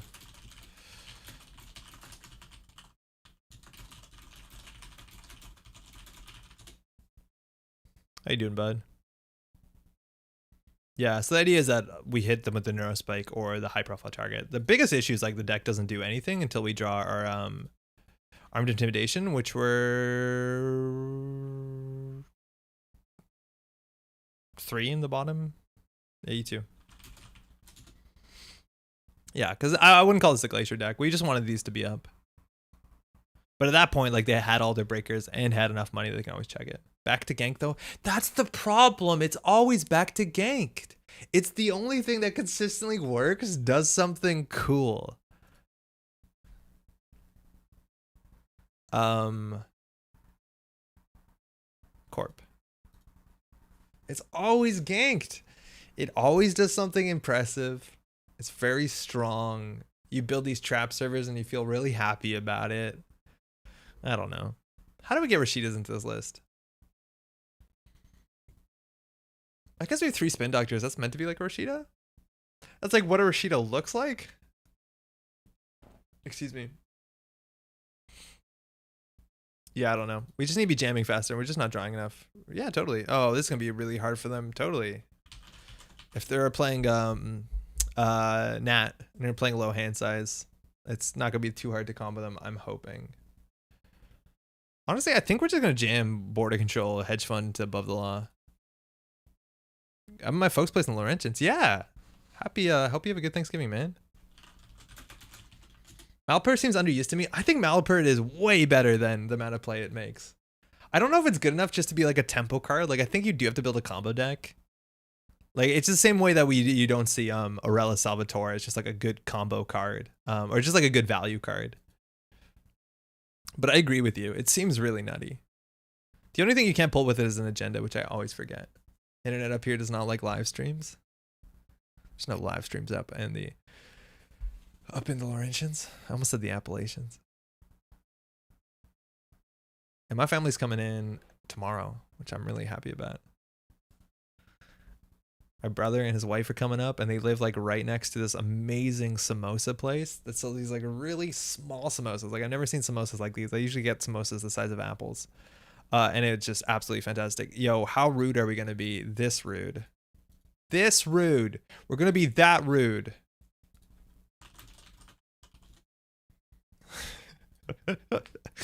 So they're on 0 credits. 5 cards in hand and a devil charm. We denied 6 card draw. That's absolutely disgusting. So there's a trashable here. Well, actually, no, you don't have the credits to trash it. Interacting here, like if we have the hard-hitting news, they're in a really bad spot. Like a really bad spot. They also can't steal SDS drone deployment. So I think you don't need, like at this point where something horrible has happened to you, like you need to stabilize more than you need these accesses. Oh, they couldn't even trash the NGO front. Yeah, that's pretty heartbreaking. We're gonna go draw 3. Then the only thing we're really worried about is R&D at this point.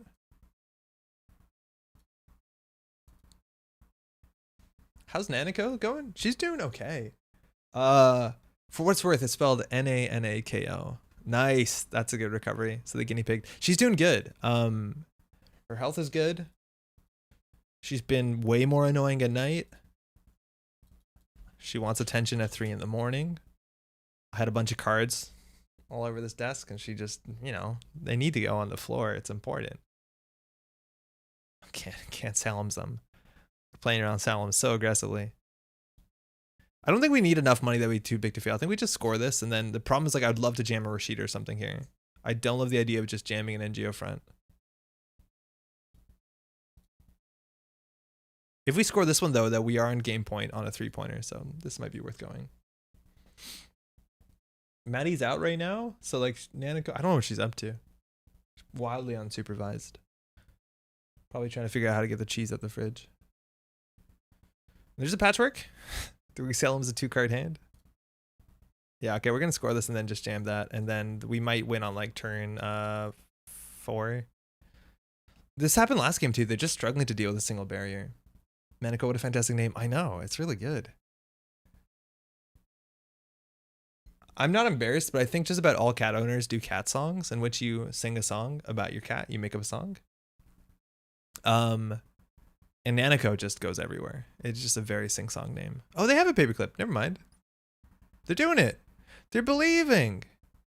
So we res the border control. They could trade the border control for the SDS drone deployment. They break the border control, but they have to install the breaker, which costs them 4. Yeah, they nailed it by getting the paperclip there off the trash. We still have to protect it for 2 more turns, but we could, in theory, end the run here. And there's no way we can score this out.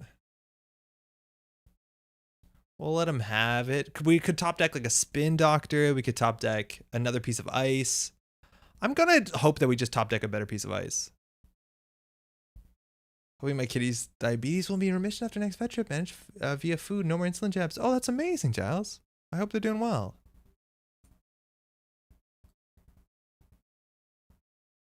Okay. Well, we didn't sort it out. But we have this card, which seems like it could be a problem for them. It looks like it could be a problem. So we have to boost this to 2 and have 4 tags. Shekin or older cat are two just recently hit the 1-year mark. Top deck seamless won't do it because we can only get to 4 advancements though. It's a 5-3. Frisbee, if you're asking about Nanako's like, I think she's 2.5 now. All right. They're clearing some tags, which gives us a window to try and protect this. A single tag is not too big of a deal. We played our predicted planogram. Oh, wait, no, a single tag is going to get them killed with high-profile target? Are you serious? Oh, no, Nat. No, Nat. That is so heartbreaking that Nat dies to the one tag high-profile target. That's honestly poetic.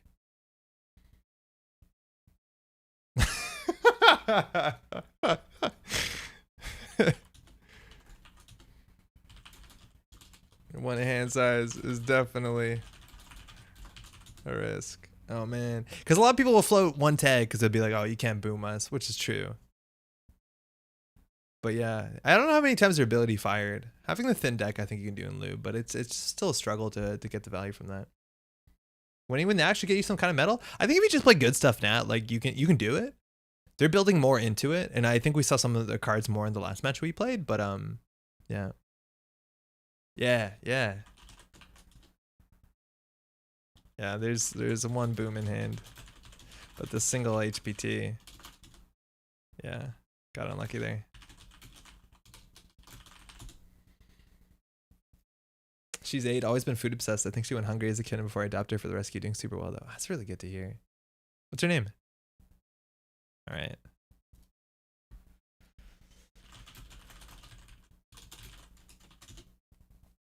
Yeah, but like you see the difference between this sort of deck and like the 419 deck. And maybe I'm just playing too cautious, but in the 419 deck, right, like we're taxed credits on every turn. We have to ice up HQ or get diversion or funds. We have to worry about boomerang. We have to worry about inside job. Just like the amount of things that it forces us to deal with before we can start doing our silly combo plan. It's enormous. As opposed to this, where there was very little that we had to respect, barring like like do they have the breakers and is Chisel Devil Charm going to be a problem? From memory, Sanjay got his Nat win very fast on speedrun, man. It was a fun stream. He's running through all the IDs, right? How do we can make this deck more consistent by just, I think, cutting certain packages out. But I think it's not going to get good. Cookie Puss, like the Carvel Alien Ice Cream Cake. I don't know what half those words are. That's a nice name. Carvel Alien. Yeah, no idea. Do you think the Clicots deck could still be playable? Which deck is the Clicots deck? The Sports Metal one? Because I don't think so. Well, like we just have a newer iteration of those, right? They're running 48 cards. We have a pretty good hand. Consulting Hard A News. You can keep that.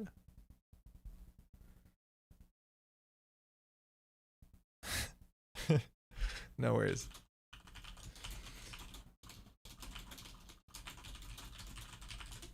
The Nat No Run deck. I'm not sure exactly what that is. Is it like a spoilers Gravedigger deck? Because probably not is the issue. Like right now the meta is the fastest that it's ever been. So any sort of combo deck needs to be really, really, really quick. Because, well, it depends. What do you mean by will it work? Will it work on the competitive tables against like Sports Metal? Unlikely. Against Fast PD? Unlikely. But can you win games within the JNet casual lobby? Hell yeah, you can.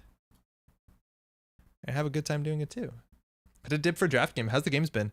We've been playing against 419 and have to concede 2 games so far today. We're playing this combo deck, and so far we've not even got close to doing the thing we wanted to do.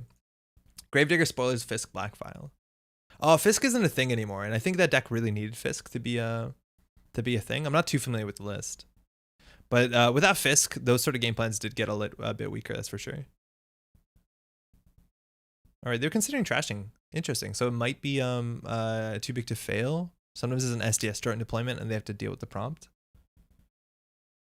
Physically on the Corp is good recursion now. Yeah, it's also harder too because everyone's running 3-spin Doctor and Sprint and stuff like that. So yeah, it's a bit more difficult too. But I think the meta is just too fast for it for like trying to win off random mill. We did see competitively though, like Fear the Masses decks, which are really fun.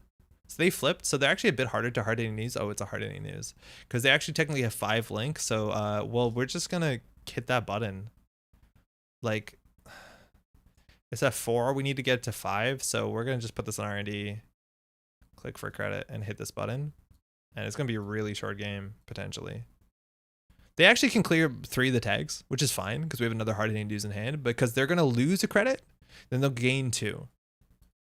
So they're going to be on 5 credits. So they could credit and clear 3 tags, which seems good. If they don't respect that, we have consulting into boom unless they can make us not have 6 credits. When they say it and they install the cast. Sorry? Oh, they saw it and they installed the cast. Yeah. Maybe you don't want to do that. Okay, that's good. Well, we'll probably end up trashing the cast because they can't clear all the tags. But if they float 2 tags, that's it. The game lasts 3 turns. Immediately we have 2 of these and we drew both of them on turn 1-ish. Yeah. Probably don't want to install that if you see the hard-hitting news. They're thinking. Again, 3 tags is the magical number because boom says 7 meat damage if you have 2 tags. With 3 tags, with Consulting Visit, we can do 6 damage. 2 tags, we can do 4 damage or 7. 1 tag. They're floating 2 tags? No, that's not a long game. Oh, that's unfortunate. I see another hard-hitting news. 2 tags is exactly... Yeah, 2 tags is exactly the number you don't want to float if you're going to float any. Because that is lethal. GG.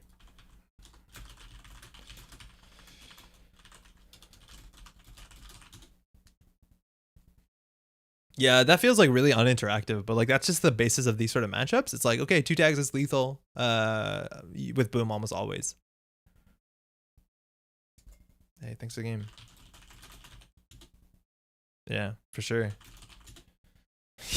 True. No, we can't do the cool thing. Yeah, I know. We really can't. But, you know, you got hard-hitting news. That's how it works sometimes.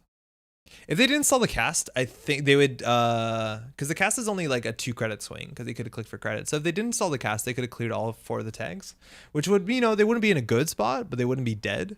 Not that they had to be dead there. But yeah, we're still very far away from doing the thing. I don't think we're going to be able to do the thing. And they're going to make a YouTube thumbnail. It's going to have all the cool cards like Malapert Data Vault and Armed Intimidation. We're not going to see any of them fired.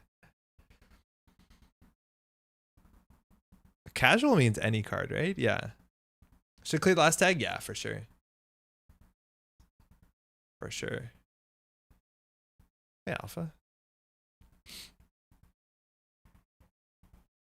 Hey. How's it going? Is Eric claimed to have successfully landed his combo? I don't know. We haven't talked much about it. He said it was awful. So I'm assuming no. Just hopped on. What's the thing, Anthony? We're trying to score Armed Intimidation on Malapert Data Vault to fork kill combo on both ways, right? Because if we have the combo in hand, oh, look at us. So the idea is that if we score this and they take the 2 tags, we Malapert for a boom. But if they take the 5 meat damage, we Malapert for a neurospike. So that's the idea. It's criminal, so we want good ice for HQ. Border control is good enough. We do still have an Armed Intimidation. Oh, cheers. Ace. Thanks, you too. I honestly don't love border control in front of HQ. I know it's a hard end to run, but eventually they break this for 2 credits. In fact, even cheaper when we have, what's it called? So I think we're actually going to put the mouseless on HQ and we'll use the border control for the remote. Oh, we're not. Oh, we have it. We have it. We're good to go. Okay, border control definitely on the remote. Oh, nope. We just talked about this. So we need to basically install this and then on a turn do install advance and then have the seamless launch in hand. We're asking for a lot. It's also kind of expensive because we need to score this and then still have 5 credits. But we're getting close to it. I'm kidding. They're going to boomerang this remote server inside job it. So it's go time. Dirty Laundry R&D. So they'll have more money, so hard-hitting news isn't too big of a threat. They can't steal SDS drone deployment, so that's 9 agenda points that are safe here. They can still trash everything besides Malapert. They have more money than us, which means we look bad. Let's see the thing. I don't know, man. I really don't know what's going to happen. It seems a bit ambitious.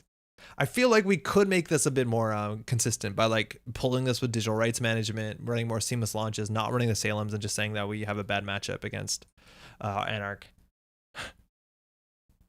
This fires, which is good because we can hit like programs. I swear to God, if they hit the armed intimidation. I swear to God. Oh, Dirty Laundry Class Act. We're gonna remove the Class Act. You can have a laundry. They hit the Salams. Okay, and that's amazing because we actually know what's in hand. We can Salams for a Dirty Laundry. I don't think we want to do that, but we could.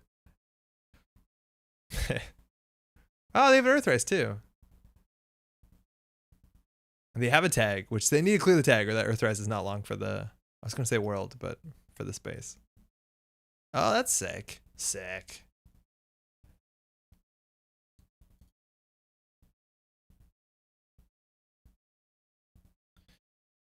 I think we'll just hit all the money buttons. It might scare them a bit.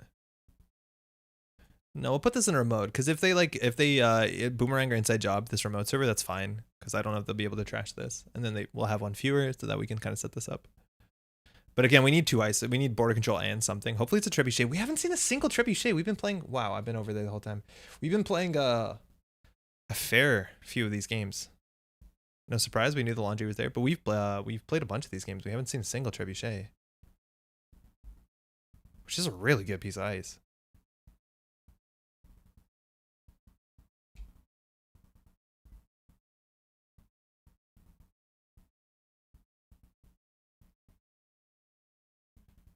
So our option was to give them 3 credits and an access or filtered card draw for the rest of the game and draw 4. I feel like you always give them the daily cast there, right? Or not daily cast, the Dirty Laundry. Man, the art on Dirty Laundry is so good.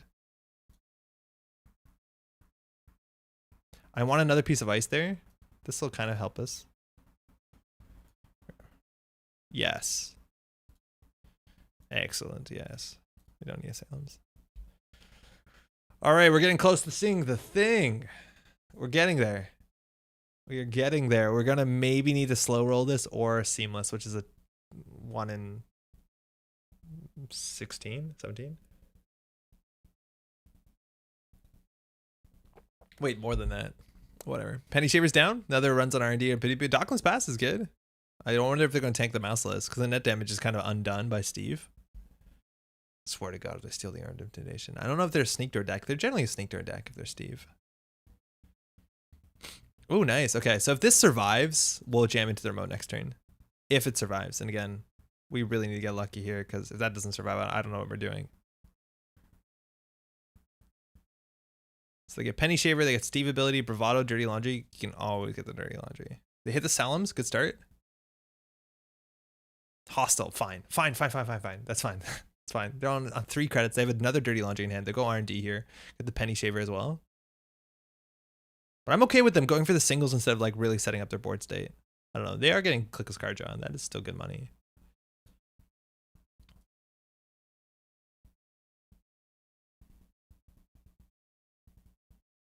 Okay, we don't have to do anything with this. Actually, no. We do.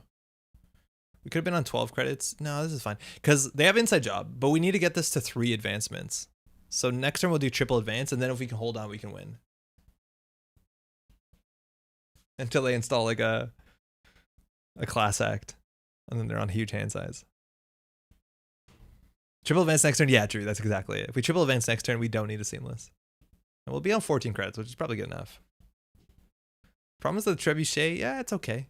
This is still technically an end the run ice. Like, it doesn't end the run, but it prevents them from stealing. Here, 1 second.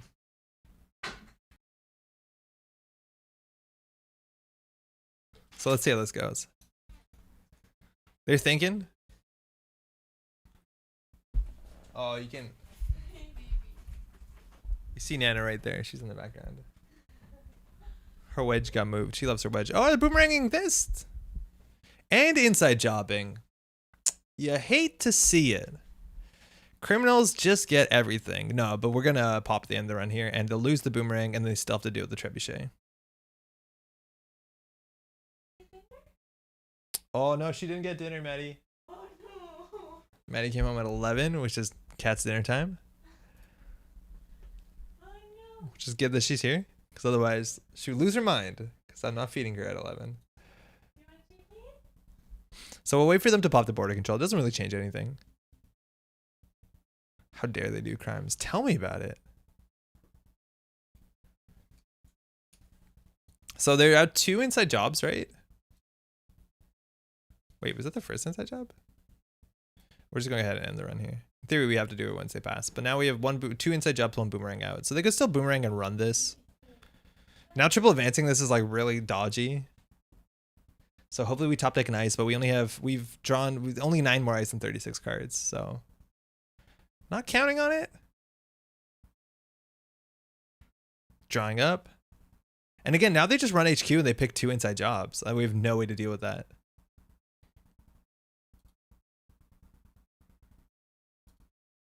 Yeah, we'll shuffle that in. Okay. Okay. But when the pets get fed by one person, another person arrives and they try it again like they haven't eaten in weeks. Okay, I'm gonna draw once. Oh, that was worse. Because I wanted to not have this in hand when they have Docklands pass, because I'm assuming they're gonna dig for the inside job. So this is not looking good for us. Now next turn we triple advance this and then score. We only on 3 credits, which is not enough to Malapur into what's it called? Into boom. This is just asking for way too much.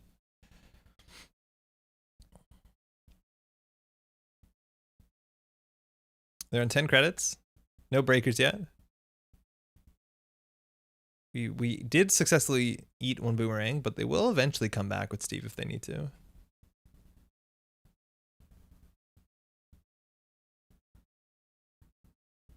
Unity. All right, they want to go HQ. I think we'll score this out. They have 3 bad publicity, so running through the mouseless is not too bad. But now next turn we can triple advance this likely, because that'll be enough money for sure. The diversion could be a problem here. Diversion, trickling Steve, penny shaver. We'll see if they have it. Again, we killed their filtered card draw, so. What is this? Oh, it's another mouseless. Oh, blueberry diesel. Okay, that helps them get diversions. Blue flames burn the hottest.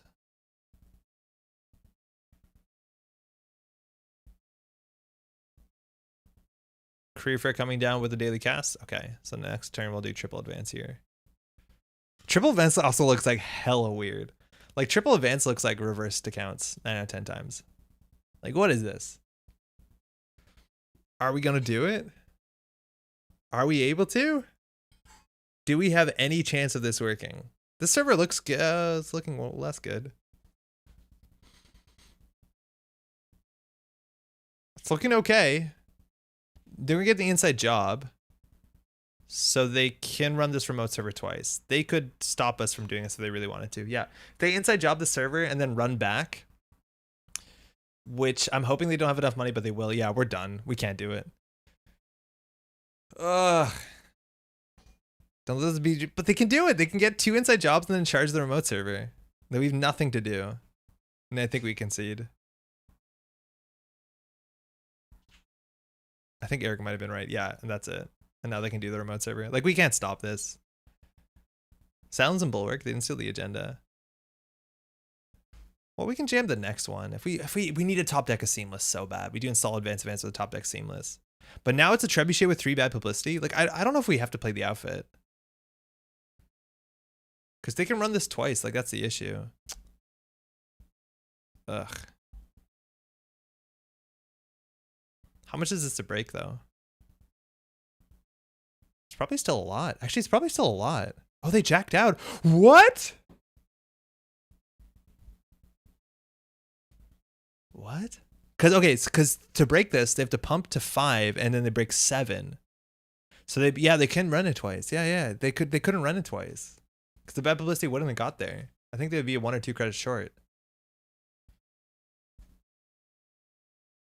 Daijin, what's your Argus deck look like?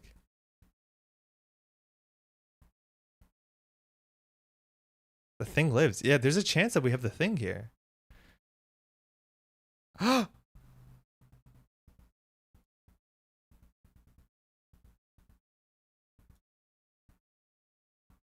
We did it.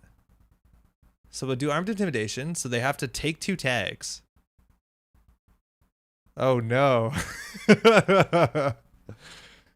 Yeah, they couldn't run that twice. Search ID for a card. Yeah. Boom. Oh, we could even high profile targeted, which would have been cheaper. GG.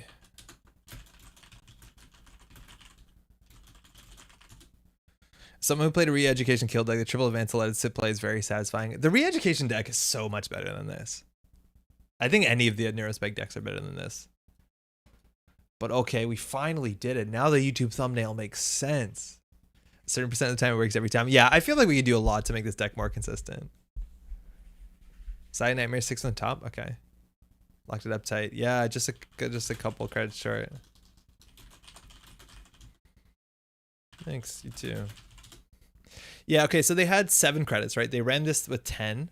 So they spend 5 to boost. They have 5 left. They probably break both of these. So they're not on 3 credits. They run back with 6 and they're short. Oh, actually they get the refund with this. So they'd be on 8. Could they have done that? I don't know. I don't know. Maybe they were just 1 credit short. There's a lot to do on the math. All right, Doji, what's the deck look like? Is it 45 cards? As high as Nightmare.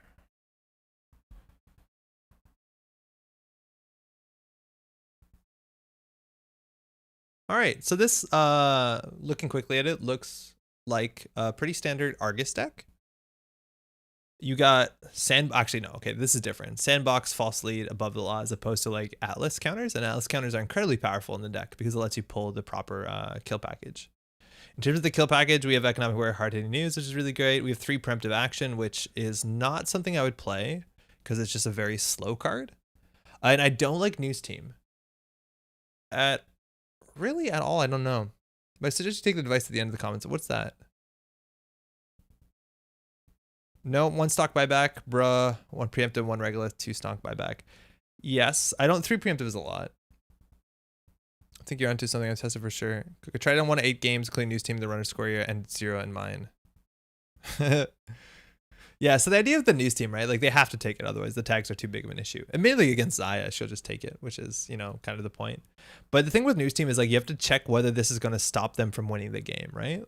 Like Cyberdeck sandboxes are, so if they steal 2 of these, they can win by stealing 4 agendas.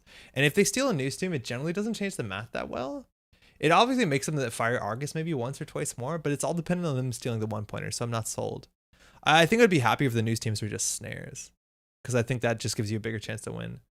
I think, yeah, this is the thing that I think I've said before about your deck list, Diogene, but a lot of times you're very quick to just put 3 of a card into your deck just because you like the card, and I don't think you always need 3 of a deck. Like I don't think 3 like Regolith makes sense. I think you want to just jam more into the remote server.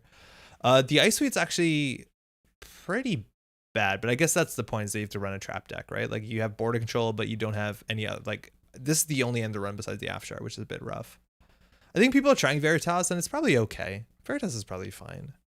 Best defense, is that for a reason? Like what do you play for this? No One Home, Misdirection, I guess. Those are okay, but I feel like playing best defense into Misdirection is just a simul-chip battle that you're not going to win. Yeah, interesting. It's grindy, yeah. Yeah, I could see that. But I think maybe that 3xing, just preemptiving back snares, I would maybe have a bit more fun with than News Teams. Because News Teams don't do too much. False Lead is a hell of a drug, but oh my god, False Lead is really, really strong. I love playing False Lead into hard-hitting news decks. Actually, thinking about it, how the heck do you hard-hitting news anyone? You only have 3 hedge funds for economy. You don't have NGO front, which not all Argus decks do. You don't have too big to fail. I don't see how you'd ever get an economic lead against, like if we played against the 419 deck, if the Regolith goes, I think that's it. Misdirection is the end of the deck. Yeah, I know, I believe it. Yeah, but the thing is, like, if they get a misdirection and you best defense it, again, they just generally simul-chip it back. So it's really hard for this to be that reliable for it to actually matter. Because, like, how do you do this? You have to keep this, and you have to hard-hitting use them all in the same turn, because you can't preemptively misdirection it, because they just get it back. Econ Warfare, I'm aware Econ Warfare, but, like, that is now you saying that our win condition is have the runner goof it up. Because you're not going to score out too quickly. You know what I mean? Like if they're on 8 credits and they're running into an Argus deck, they're goofing it up. And like for you to be a real hard-hitting news threat, you need to have a lot more money than them. So I think it's all dependent on the Regoliths, which I don't think should always stay when you only have, like, I don't think they're going to stick when you only have 10 ice. Yeah, interesting. I saw this list, and this is, I think, what I'm going to be playing probably pretty close to when we play in the stores. Because this is a standard deck, or sorry, a system gateway deck. I don't think it's labeled as such. I'm 8-1 on it, but in casual, I believe it. But like, I think that, like in the casual lobby, you run into the same sort of thing, like where we played a game where somebody lost turn 2 or turn 3 onto on hard hitting news. Like I don't think it means the deck is specifically optimized or amazing, and more so that it means that like it's very easy for an opponent to do something silly into it. Yeah, it's neat. But that's always going to be the case. Like it's fine. Yeah, this deck, I want to play something similar to this. I think I want to spend influence here to play Bagalter, because Bagalter's good in the format. It's 11:20. We can play maybe one more deck. We can play it fast. Yeah, we'll play it. Why not? We'll play this. I think I'm gonna do some of the changes though. The stock buybacks are pretty great, and that's kind of the money that this needs, right? JNet. I just don't like preemptive. It's just a really slow deck. So you're committing to playing something really grindy, and admittedly, like while this the preemptive is you know, potentially good against a Stargate, if someone just plays a Stargate and gets like, enough money, woo. I'd also think you want to play things like IP block and other ice. That's just kind of good, because you also have sandbox. I don't think you play macrophage. Zaya's Nightmare. When you see Zaya, do you just think it's a tag me deck now? Is that what the meta's become? Argus security. So what was the option? It was like -1 Regolith. What was the suggestion?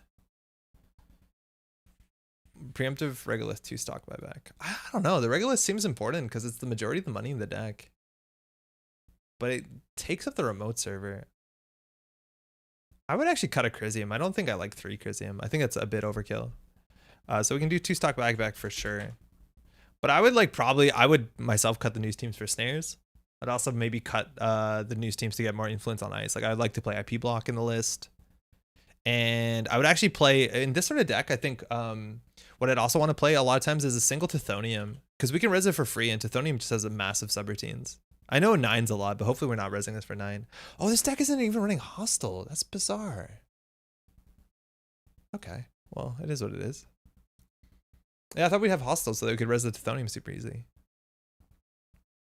If you like that sort of plan too, like I think you could go into it and try standoff and just play like a bunch of like, you know, nonsense agendas. By the way, our Tokyo group got together again for the first week meetup since COVID. I gotta say thanks, because I definitely felt more competent at this damn game than the last time we met. Oh, no way. That's really cool. What were you playing? You just said, okay, I'm going to do what I learned on the stream, and then you're going to concede to 419 on turn 7. Watching these streams has not been time wasted. That's good to hear. That is really good to hear. As long as you're planning your turn, I'm happy, okay? You can play whatever you want. You can play a deck that I think is trash, but as long as you're planning your turn, we're happy here. Don't worry. I'm kidding. We'll be happy no matter what. Played Sokka's Acme. Oh my god. So you had like 2 hours to play every game? I'd be worried to play that. I guess if it's just a meetup, that's fine. But at an event that you play to time, I'd actually be stressed to play that deck. Eugene, you didn't join our game? You joined... Okay, that's fine. That's fine.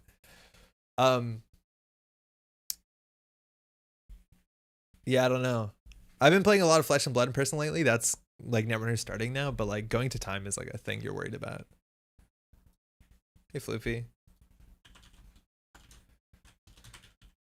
Okay, so we're talking about a grind deck, and they just showed up with 107 cards. All right, so we have to actually go for an active kill. So I think we're just gonna jam false lead behind a mouseless, because the deck is not particularly good at like forcing the runner into a run where they have to get tags, and that's kind of a bit about the inevitability. Oh no way.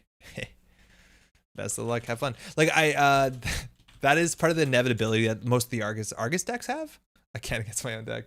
Is that you can set up servers, like you force them to get onto game point, and then they have to run like the 2 Prisecs remote server with like a funhouse classically or a data raven, right? Like we can't do that actively because we can't set up servers like that. So we have to go for a much different game plan in this sort of deck.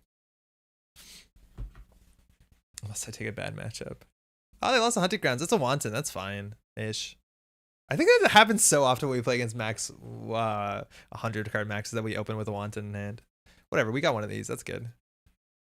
So now if we land the hard-hitting news, so we get the credit lead, which this deck doesn't have reliable economy all the times. Sometimes it'd be okay. They're checking gear. There's nothing in here besides the news team, which is going to be a bummer for them. Take that.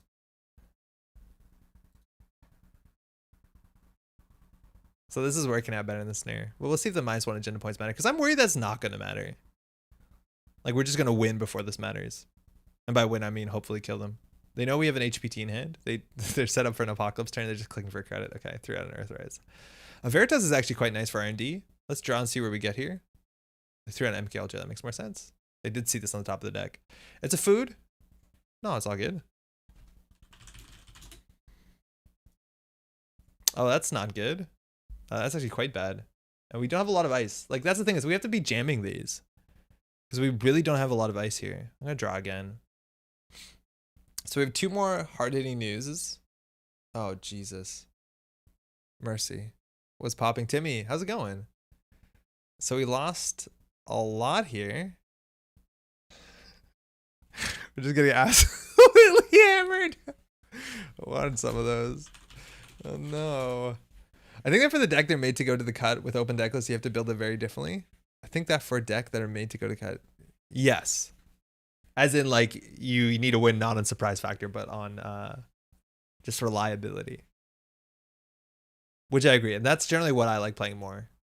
That being said, our deck did the thing, so happy. I don't know what we're trying to, like, what are we recovering here? Like, we don't have the economy to jam the food. Like, we literally cannot jam this. Yeah, this is looking really rough. They have the MK Ultra, but they can't really afford it. I think we have to protect HQ. I think we need the border control for the remote server, because otherwise I don't know how we're going to keep them out. And mainly if they run this, like, they do risk the thing. That's the agenda we want to keep, because they're a tempo positive agenda. Like, we don't want to score foods. I'm very happy with the amount of wanted destruction. Yo, at least one of us is. Cyberdeck Sandbox, and the thing is, a lot of times they can just take that Argus 2 meat damage, because again, they have 95 more cards. Let's see.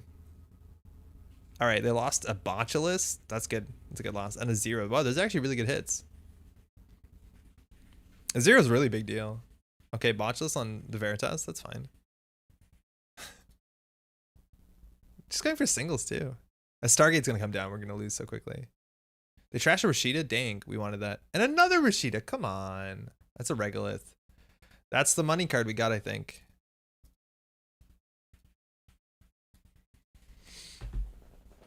All right, so what's our strat? Like, we need to get the border control in here, and then we need to score this out. Oh, there's a Stargate. Yeah, we can... How quickly can we lose? Probably trash the Chrysium here? Or actually the Veritas, likely. Because then they don't have to deal with that. Oh, they trashed the Chrysium. I'm surprised. That means I have to tank the Veritas. Like, the Veritas is just a good protecting. This is a Veritas here. We might as well res it. And taxes at the Botulus. I wonder if this -1 point is actually going to matter. It might. Just might. Hey, Nan, are you hiding from me? So they can choose which 2 subroutines to break. They might just give us 2 credits here. The only breaker they've seen so far is an MK Ultra. Well, I mean, the ones they can install. They also lost an Amakua, and they threw out a Botulus. Who did the art on this one? Oh, it's a Liga. Yeah, it looked like a Liga. Botulus being weird. Do you want to break? Huh.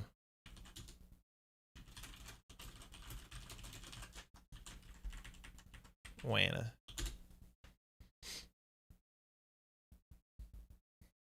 Which ones are those? I honestly don't know which ones are those. Oh, they can't lose 2. Got it. Yeah, they can't lose 2 credits. They don't have 2 credits.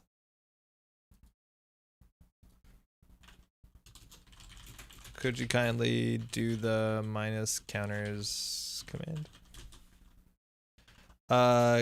Counter virus 0. It's not gonna let me do it.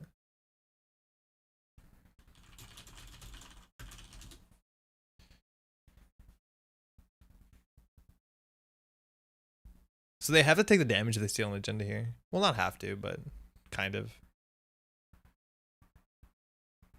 Huh, interesting. I wonder what's happening. Trashes period? What's happening?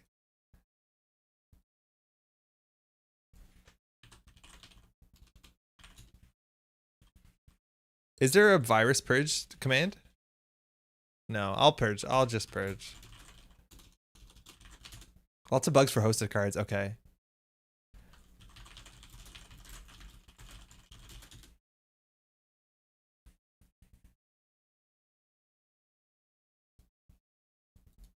Okay, so that worked. Yeah, it's bugged. Okay, that's good to know.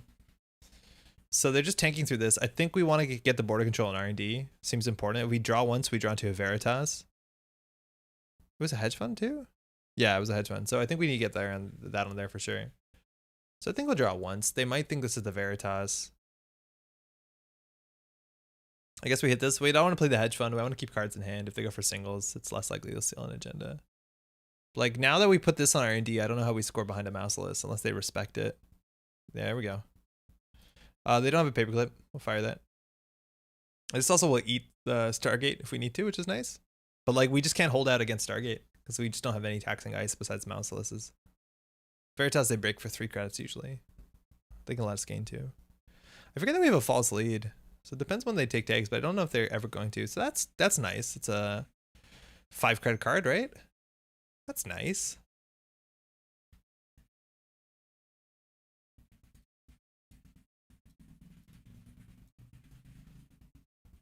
They're just clicking for credits. Okay, so it's done. They lost like Poemo and a Keiko.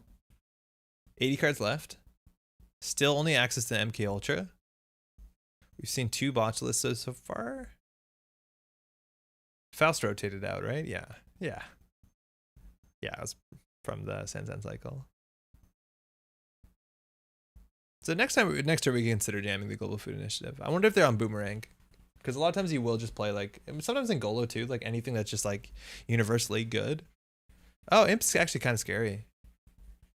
I don't know what we're that worried about. It's not if able, right? Yeah.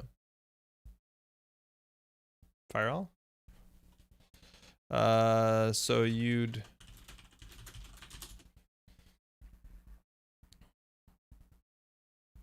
Cool. Oh, shit.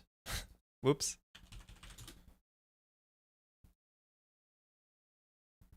My B.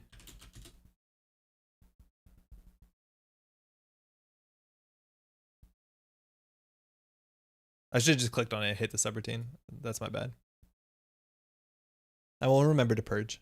Okay, they had the food. They could actually imp it if they don't want to take the tag or 2 meat damage. They're just going to steal it, so they take the 2 meat damage. They lost an Earthrise Hotel and an MK Ultra. Okay. What is this? Oh, it's a Chrism. Yeah, right. Manual purge, best purge. So we'll get this into a remote server. And I think we'll just advance it twice. They can still run it. Don't purge? Why not? Oh, yeah, because of the imp. Yeah, that's fine. Yeah.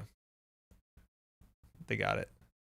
They lost a retrieval run. Retrieval run's actually really useful because they can pull in their Amaku, and we have a 1 strength ice here and a 2 strength ice here. Yeah, and they fixed it, yeah. I think it's the best we got. Oh, that's a chisel. That's good. Border control will go down in a turn. They have to run into it, though, and give us a credit, but that's going to be a problem for sure. I don't know what they're trying to trash. That's so weird. Oh, the botchless, I reckon. Botchless? Yeah, this is broken. I can just trash the Veritas and like reinstall it.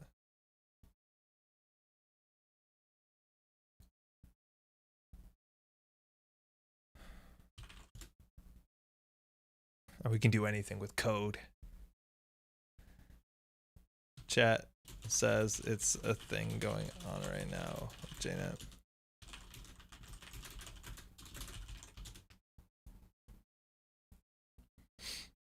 Okay. So this thing will go down soon, and then they're open to Stargate, which is a problem. We can always put the Crisium there, and the Crisium is actually going to be really effective. Well, no, never mind. They have an imp. It's not going to be effective. I was looking at their credit differential and be like, oh, this is looking really great. There's 0 credits, but no. So I think we actually could... Ooh. Oh. Are you taking a tag? You're taking a tag? That's not relevant. They hit the Crisium grid. Wow. They probably imp it here. Yeah, there you go. Okay. So we could put the mouseless there. We could score out. Again, this is why atlases are so good. Like an atlas in this list means, okay, I can, you know, we could actually, in theory, advance, score this and like consult, what's it called? High profile for 2 is not great, but you know what I mean? No, the foods wouldn't show up in the list. So what? I think we're gonna draw once, cause yeah, that's a bit better. We'll put this on R&D. We can consider putting this on archives as well. I don't think that's amazing though. It's around 3 points. They're not gonna steal any more news teams because they're only gonna be stargating. If we advance this once more, yeah, maybe that's worth doing. I don't know. I'm worried they're just gonna tilt and go for this. And we can't stop them, right? Like, this is not a real remote server. Mouseless is good, though. It hit a turning wheel. It took a tag.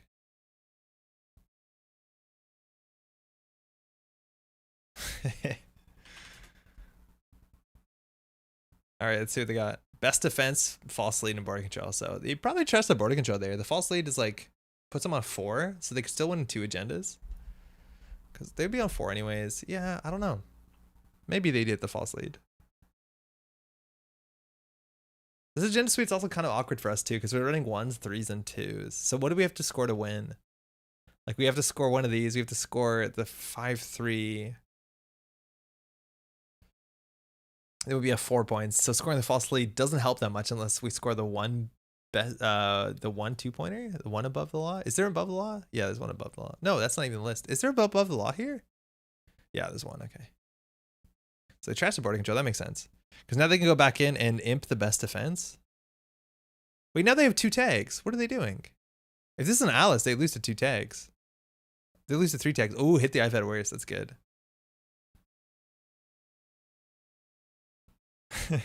Yeah. This does do something, even if they... Oh, wow. If this was an Alice, we'd win. Because we could score, get a counter, do 1,000,000 me damage. Oh, Jesus.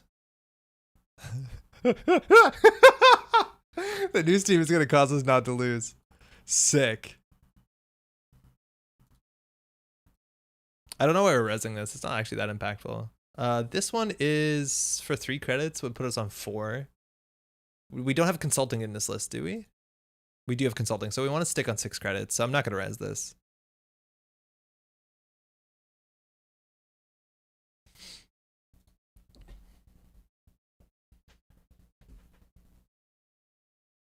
Okay, did we lose our consulting yet? No, we lost 1 high-profile target. Sorry, we're going to go back to the white screen.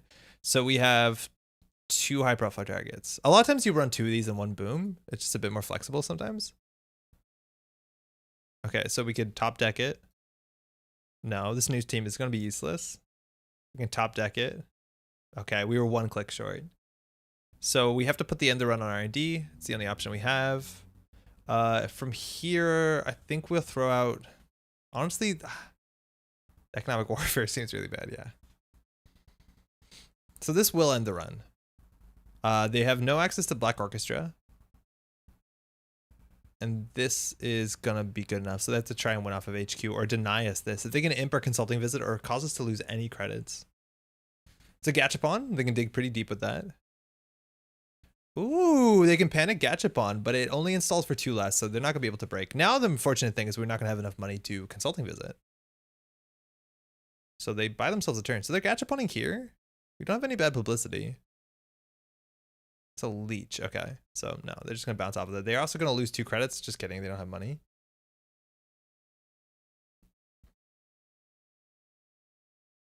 They have to decide what to like banish from the game.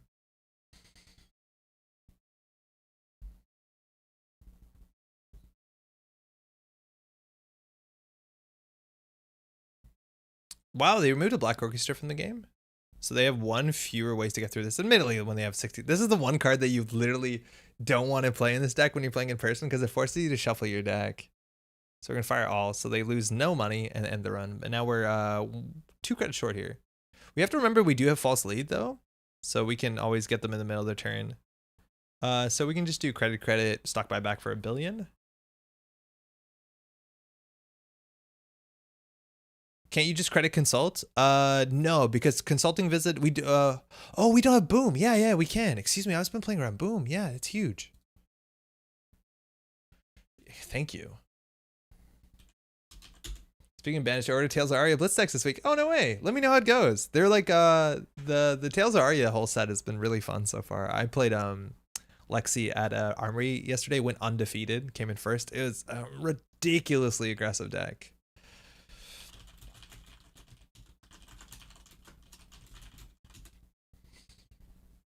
Obviously, this is a very limited testing, but like, I feel like there's so many things that stop the grind from working. Like Stargate turns off the entirety of the deck, really. Yeah, me neither. Hey, thanks, you too. The HPT Helva card. Yeah, I was convinced that we were on Boom for some reason, but we're on 3 HPTs. Because I think I said play 1 Boom and 2 HPTs, and I got kind of caught up on it. The ice is pretty weak. Like that's going to be an issue no matter how way you slice it. It's all pretty low strength besides the mouseless, so you can get run over by a lot of stuff. Yeah. Just popping in now. Is the Sandstone with the virus purge? Is the Sandstone with the virus purging agenda? I have a kitchen table deck that plays that. No, housekeeping, it's not. But honestly, that's kind of not a bad idea. I like that piece of ice. It's like a pretty good barrier for the cost. It's not that far different from just playing what's it called? Palisade.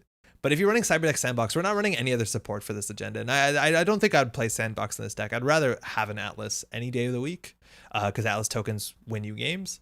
And it's a never advance agenda, which is really, really good because anything we advance in this deck is an agenda, which is something they'll figure out. Ices are taxing? Not really, no. I wouldn't say so. Not made to really stop. Well, I understand that, but like other decks run more taxing ice that also do stop, you know? Like Veritas is not a strong ice. It's taxing enough as in like 3 for Amakua, which isn't a lot. Mouseless is annoying. Offshore is annoying on HQ. 3 subs and 6 ices? No, I hear it, but like still, I don't think you can make a taxing remote server compared to like some of the other decks in the format. Right? Like Trebuchet Mouseless is better than this. Like Mouseless is, I think, the best ice in the deck, barring boarding control. Anywho, they really planned it that hard, and I don't think they had to go tag me that fast. Admittedly, their economy was in shambles, so I felt like they had to. But yeah. The Wayland mid-range ice did kind of fall apart a bit. Like Hordem is okay. Hordem is fine. The issue is like you break it with 3 with Black Orchestra, but as soon as someone has to like, you know, Engolo through a Hordem, it's 4 credits is pretty good. I don't know what else you'd play though. How would you make it better? Well, that's sort of the issue is like, okay, the question is what is the deck trying to do? Because if it's just trying to be an Argus deck, I would definitely go back to the agenda suite that is just fewer agendas that you can score more actively to have. Like I'd push it to a win condition that is just a bit more obvious. Because looking at this, I don't know what the win condition is. It's like hope that they beef it into economic warfare hard-hitting news. And one of the best ways you can make them beef it into economic warfare hard-hitting news is by having a really proactive scoring pattern. And we don't really. Right? Like the idea is that hostile takeovers are amazing because then you can score out of hand. Atlases are fantastic because it lets you get the combo pieces so you can always ensure that you have the punishment when you need it. On top of that, you'd play on Audacity to make sure that 5 points is just as scary as being on 7 points. So then you generally end up with that sort of agenda suite. So you generally cut the 3-1s because they're really bad at progressing you to the win state, and they're generally not that necessary to get them to win.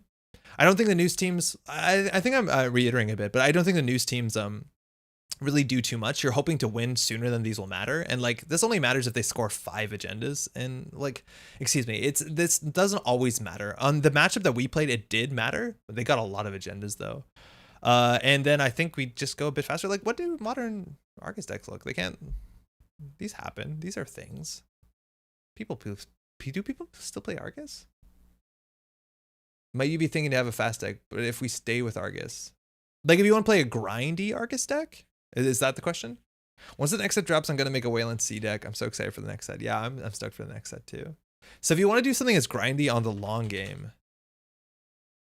Oh, this deck was not that good either. Yeah, cards like Prisecs are amazing in Argus too. Like you want to force them into situations where they're going to end their turn with tags, right? And this agenda suite is just really, really good at doing that. Because again, you need to score sometimes only 3 agendas. They need to steal 4 of these a lot of times. It's fantastic. NGO front is also really nice because a double advance card can be a really big bluff in the deck, and then they're interacting with you, so forth and so forth. So this deck is not amazing because I think we're trying to do. Well, actually, this is good. Why is this called Argus Crackdown? I thought it would have the Argus Lockdown. It doesn't. This is probably a very close to one of the best looking Argus shells that you could play. It's pretty standard. The Bailiff is probably wrong. I think you want a Tithonium something here. Funhouses might not be worth the slot. Archer is amazing and just can blow out games. You definitely want to play a single Audacity. This is running high profile target, you could put a boom in there. Too big to fail is really important for economy, and you need to go faster than like, you know, playing the regolith. If you want to do something grindy, like there are ways to do it. If you're playing grindy though, I think you could play less agendas if I'm not mistaken. Maybe run more traps. Like you could run reversed accounts is really good in the deck. There's also things like this, which are like very abstract, and I don't think I've seen anybody do this. But if you want to grind, oh wait, I just want to search that card. Like you can grind, like you can literally grind them out with things like Fractal Threat Matrix. This card is admittedly pretty difficult because, as you said, there's so many of your ice that have 3 subroutines, so it's very easy for the runner not to break all of them. Like, okay, you can get a credit off the mouse list so this doesn't fire. This abstractly is what I think of grindy. HPT usually enough for Argus. Hand size gets hit by Prisecs and ID. Yeah, you're right. The HPTs are really cool because then a lot of times, okay, it's one of the biggest issues with Argus. I'm like, a lot of people I think who want to play the kill package just moved off to outfit instead of playing Argus, because the Argus ability is honestly not always that relevant. A lot of times I'll just take the damage. I'll almost always take the damage and almost never take the tag unless I'm specifically playing criminal and I have breakers in hand and I'm forced to not able to have the time to install them, stuff like that, right? Because a lot of times in Anarch, the damage empowers you. It either trashes your breakers or hits your IF at worst, which you're happy with. Criminal is a bit dodgy. In Shaper, it's not that bad too because you have simul chips. Sometimes it actually does accelerate you. But the problem with the Argus ability is like, just don't take the tag. Or if you're Nat, yeah, Nat has an issue with it for sure. They have to take the tag in Nat. But yeah, a lot of times people just pulled that sort of deck shell and then just started playing it in outfit, went faster, had more money, had better ice. Because again, that outfit deck is running things like Trebuchet, it's running things like Bulwark, it's running, I don't know if there's other ice that gets bad publicity. It's a really good ice suite too. It's way more taxing as well and it's about the same cost. So I think you need a good reason to play Argus. I think another thing with Argus that's like very fun to explore is to play an Argus with a lot of small agendas. You can play standoff as well, and then like make them fire your ability a lot. Then the news teams are a bit more important. Then you can play things like stock buyback. You're more better off playing things like Tithonium and Archer that you can forfeit to res, and that could be really fun. Admittedly though, it becomes like you play like 16 1-pointers, so it takes up a lot of your deck, but it's a possibility, and maybe that's a reason to play the board. I don't think it's gonna be amazing, but I think you can play it like that. I think the one thing that the Wayland is missing is like a lethal kill trap. I think a lethal deck for sure. All my casual kill decks don't really kill, they just grind. Yeah, that's also the thing is like they can just grind out. You can play like Urban Renewal and just keep installing that over and over again behind good eyes. Like I don't love this playstyle, but you can just grind them out. And then eventually you can hard hitting use them when they interact with this at the wrong time. But that's the idea. And that's the thing is like these Argus decks have been the same forever. Like literally forever, the Argus decks have been the same. Like check this out. If we look at Argus security protection deck, go away. That's been competitive for a really long time. So this is from 2016. How different is this list than the list that I showed from mine?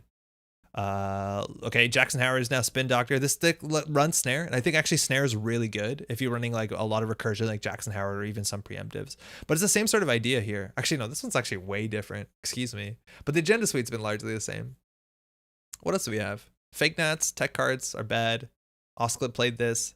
Same agenda suite, NGOs Rashida, a single Audacity, consulting economic hard hitting news, hedge fund IPO, too big price tag. Like this is the same.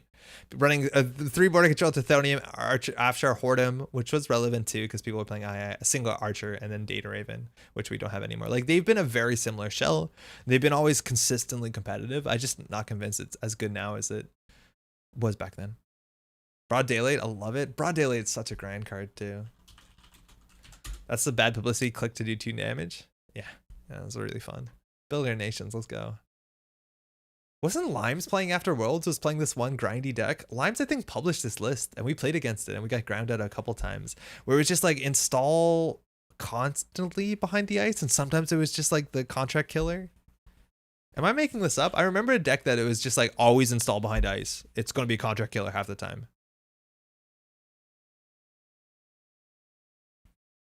Yeah, I think it was this one. No, this is too new.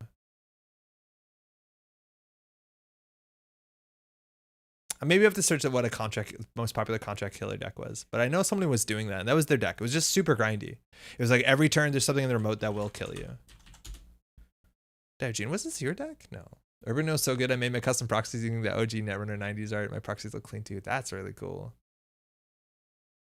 Undefeated using the Nationals? I don't know what it is.